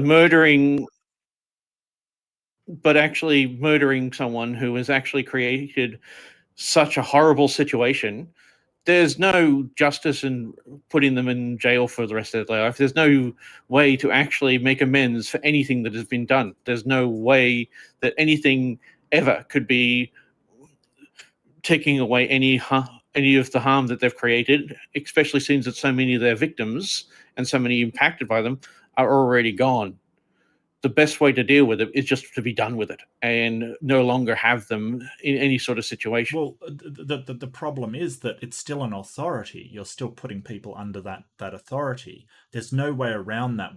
Because what you're calling the state, you're just arbitrarily saying, hey, this country's under the state, that's under that state kind of thing. It's still humanity, and you're still putting an authority in charge of taking life. You can't sort of say, well, it's a justice system that sort of has authority over everybody on the planet, seemingly. I mean, obviously it's only in those countries, but then say, well, that's not the state. I think that's very sort of pedantic and just splitting hairs. There's still an authority. There's still an authority given power by countries that have authority over people. So in that regard, they are still the state. The War Crime Tribunal cannot affect any just random civilian. The only people that they can actually have any authority over are members of government and members of the military. Who decides that? That's part of the aspect of the ethics in the military. Does Osama bin Laden count as a member of the government or a member of the military? He was a member of the Taliban, which is recognized as both a terrorist organization and a political. So they have authority over terrorists as well. Yes, in some cases, depending on if they actually. I don't actually know. I'd be wager that the International Tribunal or the UN decides.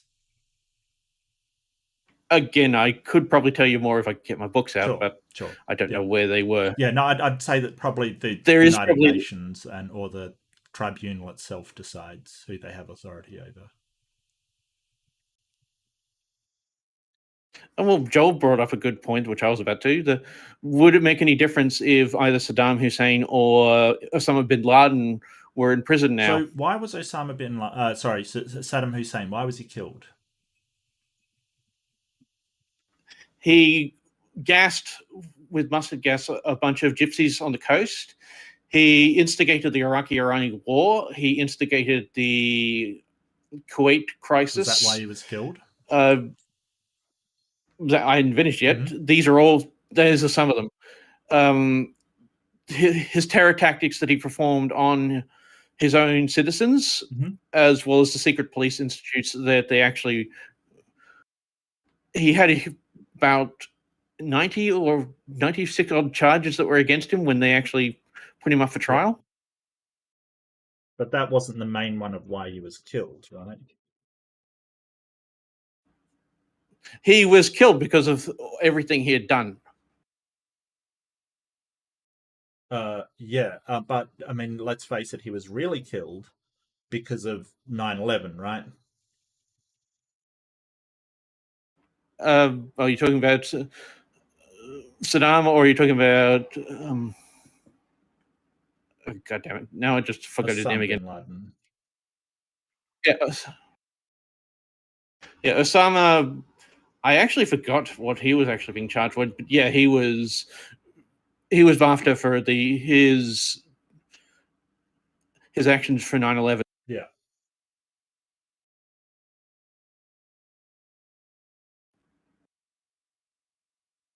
Yeah, so but you would actually have to go through all the connections there. Yeah, but the reason why America did not have a problem with Saddam before 9/11, and he committed all of these things before 9/11. They went in there because of, they had the excuse of 9/11. People wanted retribution. They wanted vengeance for what had happened.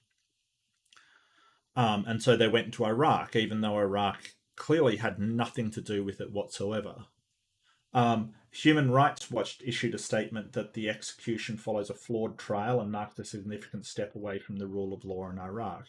Amnesty International said it's opposed the death penalty in all circumstances, but it's especially egregious when this punishment is imposed after an unfair trial. So, human rights all around the world sort of spoke out because the trial that Saddam was put under was terrible. Now, he wasn't a nice guy. He was a horrible person and probably did some horrible things. But let's be clear about what had happened. 9/11 happened. They went in for weapons of mass destruction. They didn't find any. They put up a trial and they killed him. Not for the reasons that you said, but because of vengeance over what had happened in 9/11 and, vengeance for everything that they said had happened to them and that Saddam did. But not all of it was true. Yeah, I do think I do disagree with what the Americans did, because look at the condition I'm in because of what they decided to do. But the idea of him actually being rid of those sort of people, what he had done is heinous, and he should have actually have been treated exactly as he did.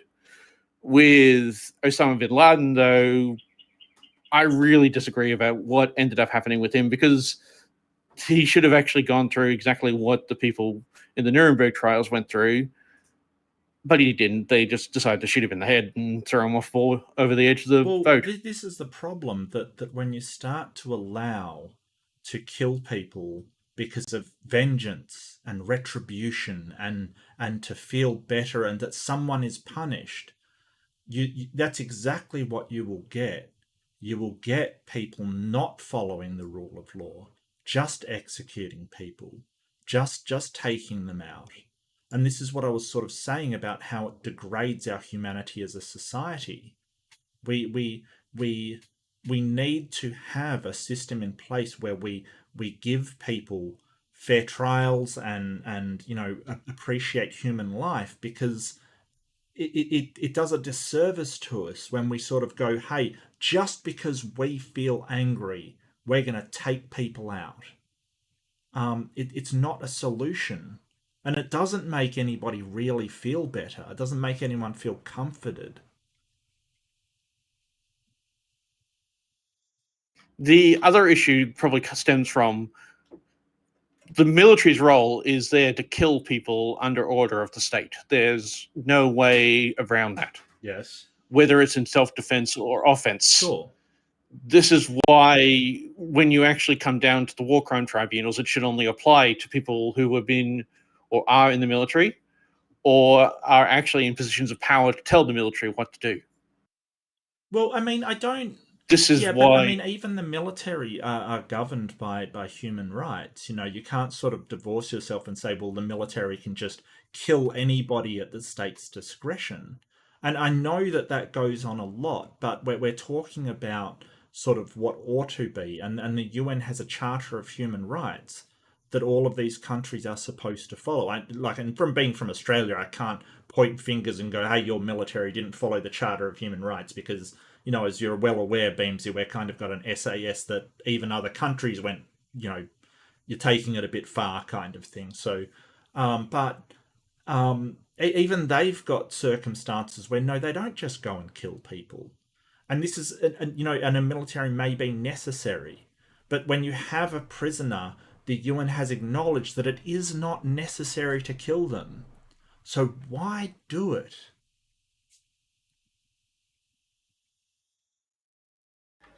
There is no benefit to keeping them either. That's why the whole point is just easier just to be done with it.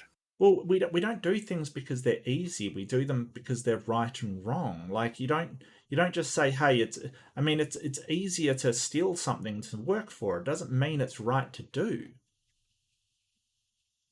But is it right to hold them for the rest of their existence in a cage, or is it right to just why? Because why is it right to have someone locked up in a cage for the rest of their existence? Because it takes them out of any societal impact that they're going to have. It solves the problem. It also takes them away from societal interactions. Sure. It also takes them away from many of what you could call your basic human rights. They no longer have the ability to express themselves. They no longer have any aspects of freedom. Sure. So you agree with taking away the majority of their rights, just to lock them in a cage for the rest of their existence, just so that no one is responsible for killing them. Well, that's not the only reason.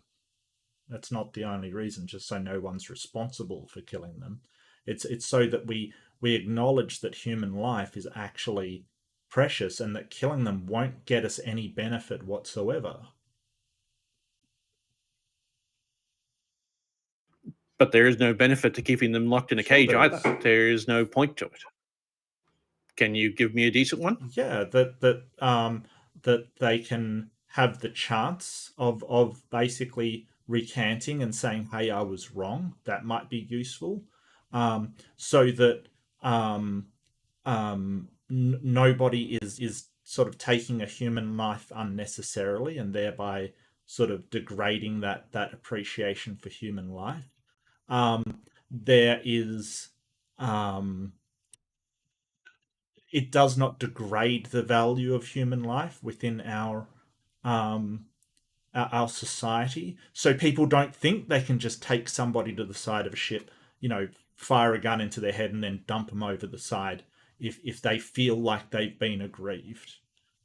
So yeah, I mean, that's just a start off the top of my head. The idea of saying that you cannot just shoot someone for the sake of it should always be in case for the way that you want to stop all aspects of vigilante justice. That is not a form of justice that should be recognized. Mm-hmm. This is why capital punishment should not be looked at as a punishment. It is an aspect of vengeance that is put forth only for the most heinous of situations. Why should we encourage vengeance in our society? It should not be within the society. Well, you can't divorce what humans are doing and a world village kind of thing that we're currently in from the societies that comprise it. You can't divorce that. You can't. I know. But the idea of locking someone up in a barbaric situation just so that we can separate the idea of vengeance, regardless of what you're doing, you are still performing an act against someone through vengeance and taking away an aspect of their humanity. No. There is no... No, it's justice, because you're basically making the situation just, that they can't impact anyone anymore. You're not doing it so people feel better about it, which is what vengeance is.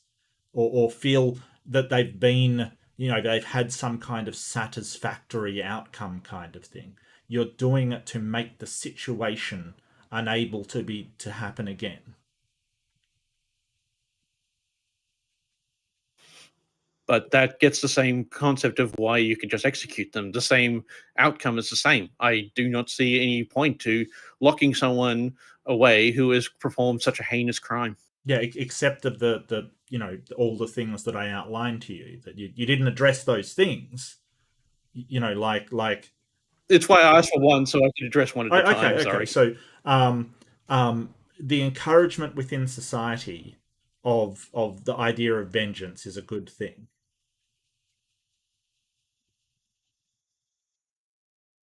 I mean, you basically just said, well, we shouldn't encourage vengeance. But I'm saying, hey, doesn't an overriding agency that can take people and shoot them or take them out, doesn't that give the impression to people that vengeance is a good thing?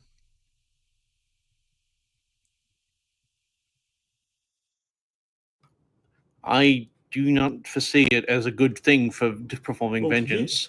And I disagree with the way that you presented it.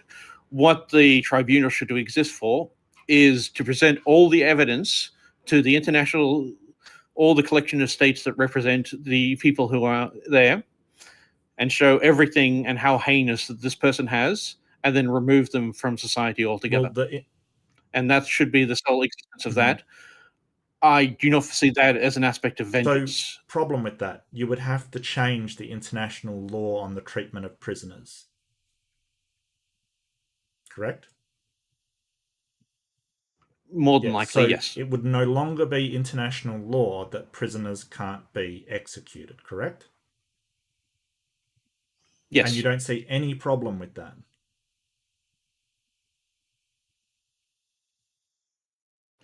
As long as they follow the standpoints that are set out within the Nuremberg trials, I do not see a problem with that.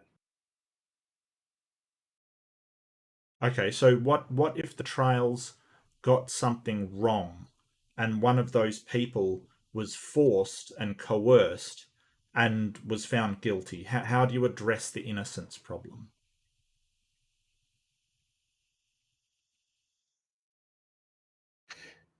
People were actually found guilty under those aspects, and they were not sentenced to death. That is the point of the idea of I was told to do it is not a viable stance of defense. You need to be held accountable for your own actions within it. The idea of I'm okay because my officer told me to do it is one of the biggest problems in which you need to learn whenever you're in the military. Right. There's an aspect of an illegal Right, order. but I still think that it would sort of making it so you can kill people under certain circumstances, that you can kill people when a official body recognizes that they deserve to die, is inherently a dangerous thing. Because what's to stop other countries from going, well, I'm going to implement that as well? Because the international law wouldn't say, do not execute prisoners. It wouldn't say that. It would say you can execute prisoners under certain circumstances when a legal body authorizes it. And that's a problem. You would have to actually have it in a standpoint that only the tribunal in regards to war crimes has the authority and the actions to be able to extinguish the life of the individuals who are found guilty of crimes against humanity. That is the only stance that should be taken. The idea of saying that all prisoners fall under the jurisdiction of that ruling would not be viable for a functioning society, because it should only fall under the people who are either in a position or have been in a position to create heinous situations. So I see it as having that sort of leeway would encourage that idea of vengeance within our society. I think as a world and as an international community, we should have this idea of a uniform treatment of prisoners, or a uniform treatment of, people we're at war with, or a uniform treatment of civilians. And this is the only way we are going to sort of come together as a world, as an entire place. Because if I have an idea of how I'm going to treat civilians differently, or who goes to this international court or who doesn't, I just see it as sort of promoting something that is dangerous to say. Hey, in cases where somebody's done something really bad and you really, really want vengeance, then killing is okay. I really do believe that that's setting the wrong example, especially for an international court, one that is governing all of humanity. I'm sorry you don't see that, but I want to reiterate that. The international court is the one that we're looking to provide legal standing over all countries, like as humanity in general. I don't think that sort of giving them power to kill people is a good idea. I think it is right when you come to the aspect of military individuals or people within a position of power within governments of countries. Somehow they need to be held accountable for telling one particular officer to go off and shoot these dissidents, or ordering someone to drop canisters of mustard gas onto individuals' villages because they are the enemy. Well, you can make when you actually go to a court that actually encompasses the entire aspect of humanity, you have to take in civil rights. Civil rights has to refer to everyone, and that's not something that could be covered in a war crimes tribunal, because when it comes to war, the civilian population are the victims, and the instigators are the government and the soldiers. The government and the soldiers need a particular body to occur over them to make sure, for lack of a better word, they behave themselves. And the idea of honor, respect, and an honorable death is something that is imperative. Dying or being wounded in combat is not normally something that people think of. It's all about the glory and the victory. I don't understand. How does that address my point? The idea, what you're trying to represent, is the tribunal needs to be a representative of the entire humanity. No, it cannot be that, because they can only represent people who can inflict war crimes, the actual crimes against humanity. That's why within the Nuremberg trials, you did not see civilians who were actually tried. The Nuremberg trials went after the political party and the people of the military infrastructure that allowed for the mass slaughter of millions. I get that. I get that you're only trying those people, but you're making a worldwide standard for how you're treating people.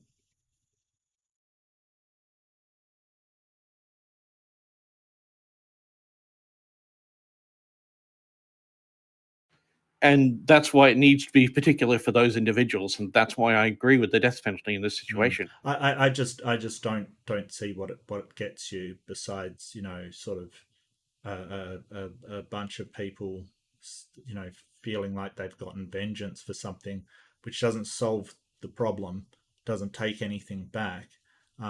It doesn't allow you to learn from that person. Maybe they change their mind and go how wrong it is. It doesn't allow you any of that. It just is.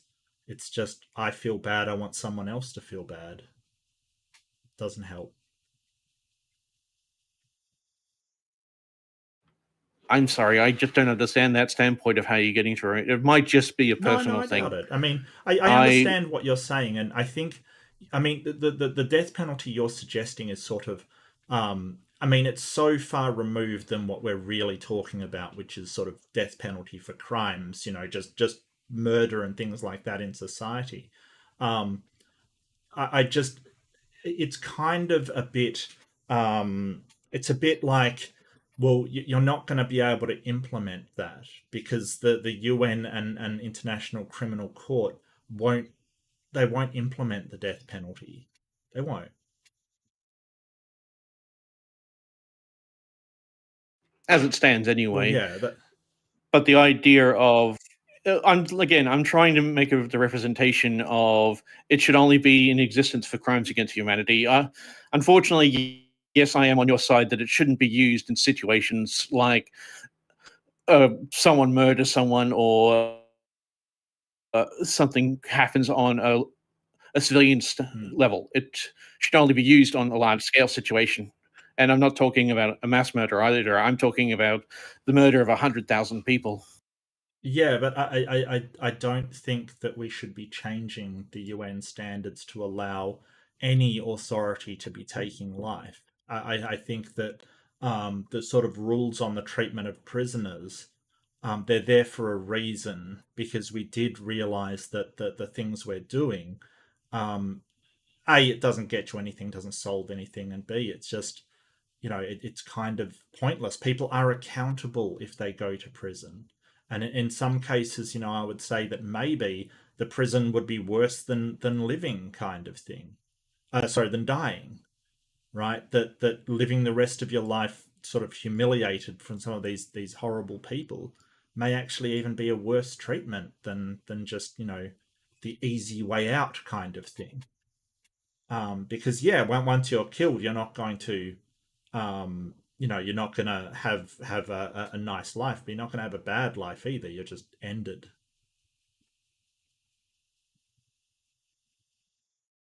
So I don't get the argument that they're not accountable if they are sentenced and convicted and sentenced. I don't get that argument, because no one's saying, hey, if we don't kill them, we're just going to let them go roam around the countryside. That's not what anybody is saying. Yeah, the other aspect is they might still have supporters out there of the public that can get them out. Then there are other insinuating circumstances, but I'm trying to think of it in a more ethical manner rather than making a situational argument. Well, I mean, that's sort of an extreme hypothetical kind of thing. I mean, I could sort of say, well, what happens if one country has influence over the international court with undue influence? I mean, it's a wild hypothetical, right? But it is possible.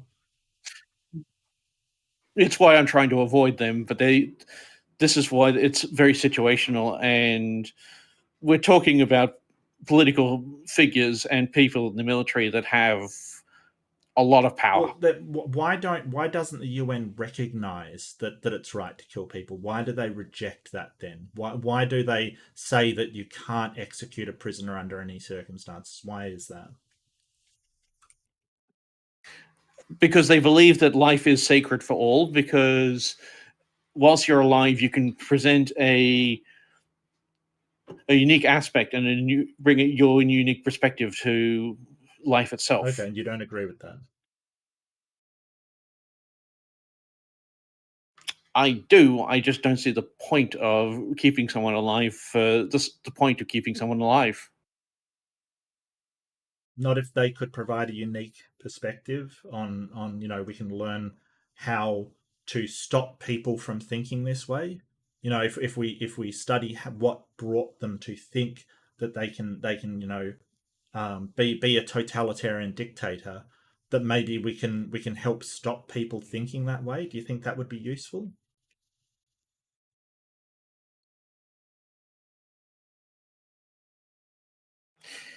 In that scale of thing, as an individual, it wouldn't be able to help that much. When you're creating a dictatorship, it needs more than one person. So you'd be able to go through the history of itself and see the system that was in place and be able to stop that system before it actually got to the point in which that person was in a position to do what he did. Well, I think you're wrong. There was a book after World War II written by Hannah Arendt that was The Banality of Evil. It was about one of the major organizers of the Holocaust. And it showed that he wasn't insane, he wasn't evil, he was an ordinary person that did these things. And that book, The Banality of Evil, is incredibly famous and a very good dive into how ordinary people under controlling circumstances of a fascist government can do absolutely despicable things. So if that book can be sort of a really insightful book on the minds and how people work like this, what makes you think we can't learn from a prisoner? There's another, along that time as well, there's another good read in regards to the experiment they did in getting random people off the street and getting one group as the guards and one group as the prisoners, and they watched as the prisoners became more placated and the guards were becoming more and more violent. and these were just random people off the doesn't streets. really address what I said. That's a. Oh, I'm just saying that's a good one in tangent to that book. And in regards to no, the one I was talking about is in regards to a group of people who were just taking it off the streets. They did another one with students. That's another study altogether and similar outcome. But to answer the question, both of those two show that people are very heavily influenced, and after the event, you can actually see what led to that situation and which allowed the good person to do the horrible thing. Well, no, but it doesn't stop the person who did the horrible thing. The point is, you said that we can't learn anything from these people. There's nothing to learn. So just kill them, kind of thing. But I've sort of shown you where a journalist speaking with this person, in fact, learnt a great deal about what made somebody who was in that social system of World War II Germany, how they actually tick and what makes them do what they do. We learnt a lot from that. So that doesn't sort of address, if we can't learn anything from them, how did that book happen? Oh, okay. I have to concede that point. It's not one thing I was thinking about, and I agree. Yeah. And unfortunately, I can't challenge that point. Well, yeah. So you know, so that brings us back to the earlier thing that you asked for, was what benefit do we get out of prisoners rather than killing them? And so that was one of the things that you know, I sort of said that we could get a benefit from prisoners, as well as the appreciation of human life.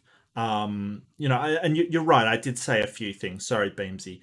Appreciation of human life, and maybe they recant and sort of say, hey, I was wrong, kind of thing. And I think that would be of benefit as well. I think that I must admit, I'm not aware of any prisoners that have done that.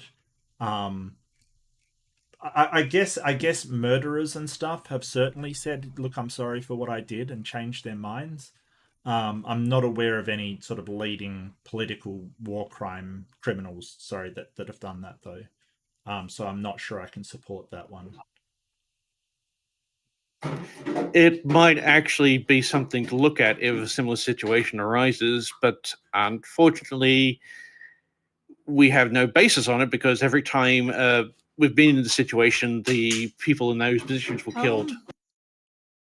I'm just trying to think. What about the Yugoslavia attempted genocide? Did that end in everybody, or all of them, being killed? Oh, okay. Yeah, they are all dead.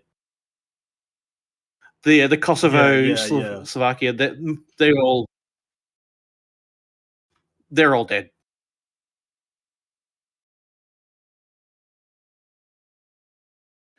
I'm now trying to think of any situation in which anyone actually has been interred for genocidal aspects of it.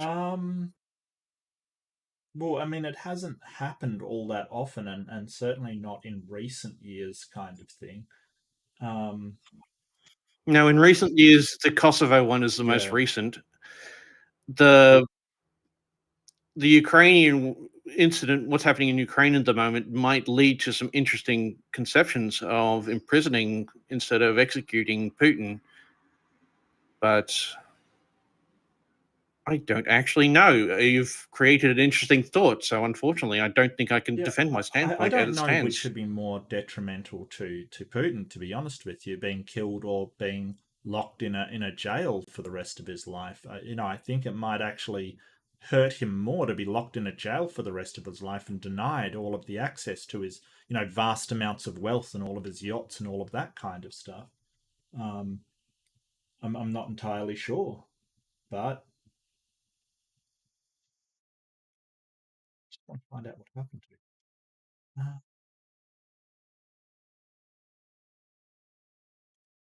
Okay, so the Serbian leader, Bosnia Serb leader, was Radovan Karadzic.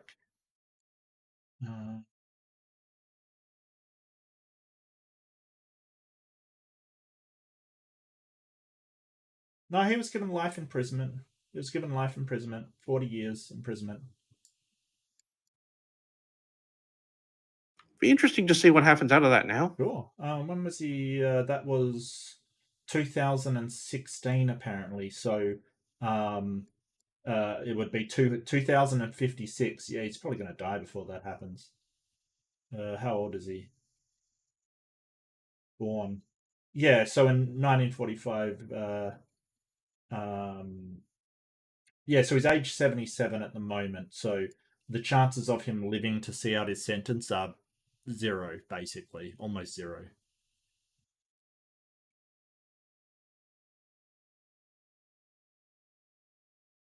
So he's still alive.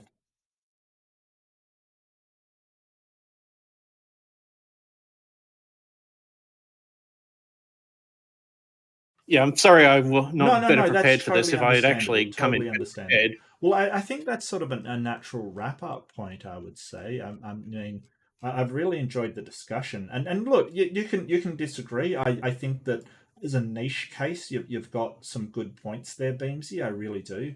I disagree, but maybe I'm a bit more idealistic than you.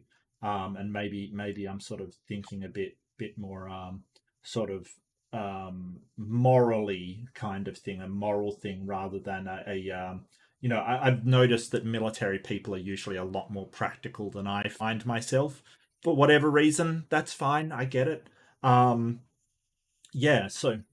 Yeah, my standpoint was pretty much the idea of anyone on a genocidal level should just be dealt with, but you've actually brought an interesting point to think about in regards to they could actually provide information with that book, because I thought that was written after the fact. That's one thing I didn't actually read. From my memory of it, the journalist sort of interviewed him when he was like during the you know, during the trial kind of thing. Yeah, and so I can't remember is it Arendt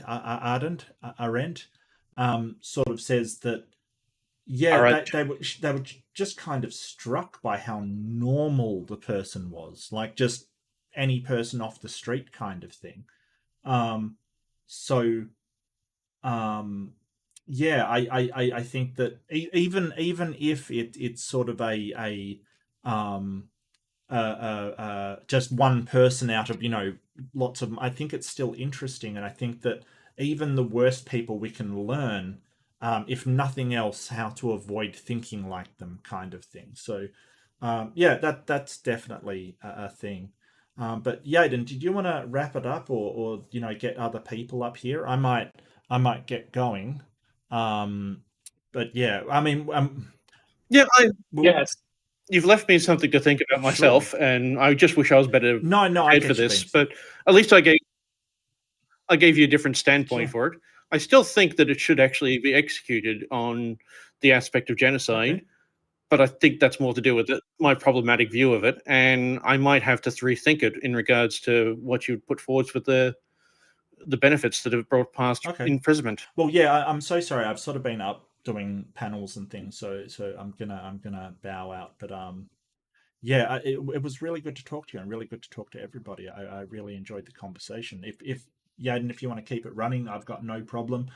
We will come back to the Inquisitor one next week when he decides to come along. And no, I'm poking fun at Inquisitor. He's fine. He just obviously missed the date, so I really apologize to everybody. I'll reschedule it. I'm sure I don't have anything on that day, so yeah, I'm good for that day as well. That's not a problem.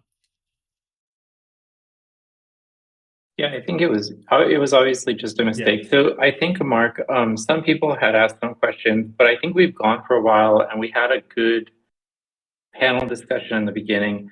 So instead of leaving this at a stage, especially since you're going, it's a Sunday and it's a little bit late over here, I think the better solution will be to just wrap the stage at this point.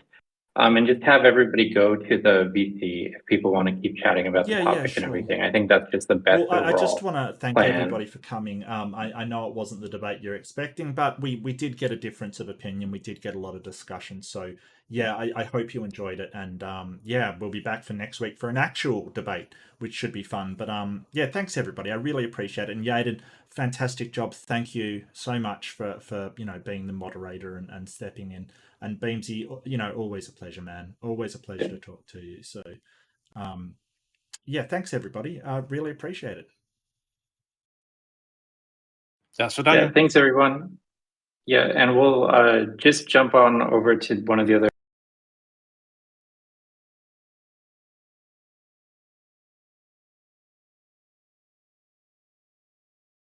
Oh, so yeah, okay. So I'm just broadcasting random stuff now. I forgot completely.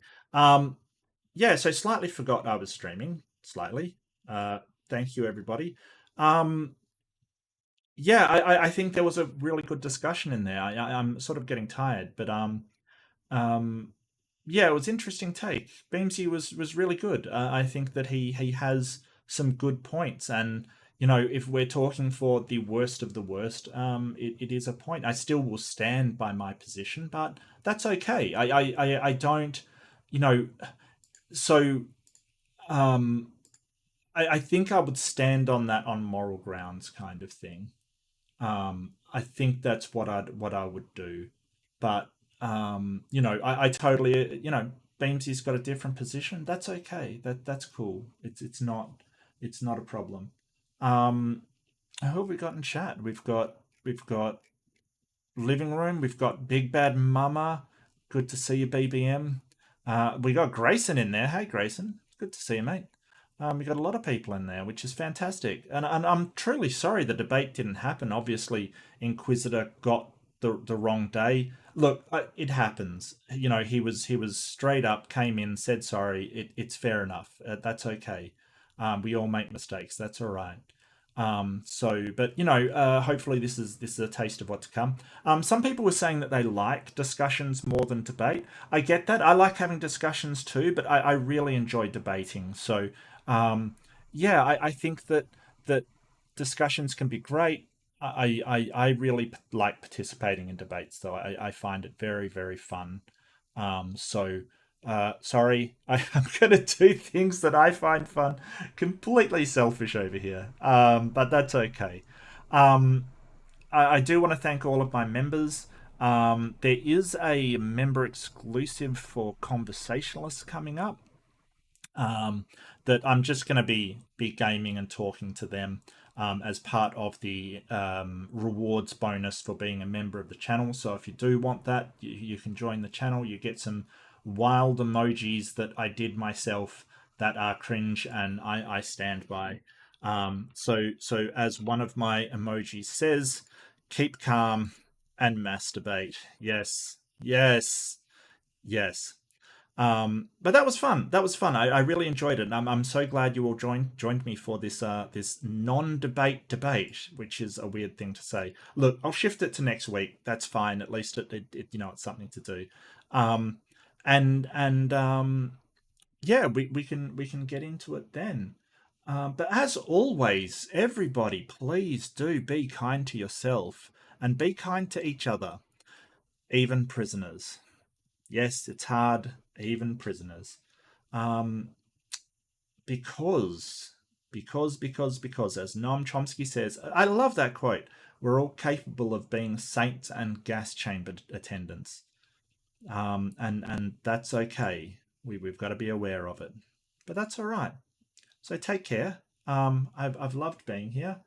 I'm a little uncertain on exactly what happens when I push the end broadcast button, but we're going to find out together. Everybody, we're going to find out together. Okay, wish me luck. Cross your fingers.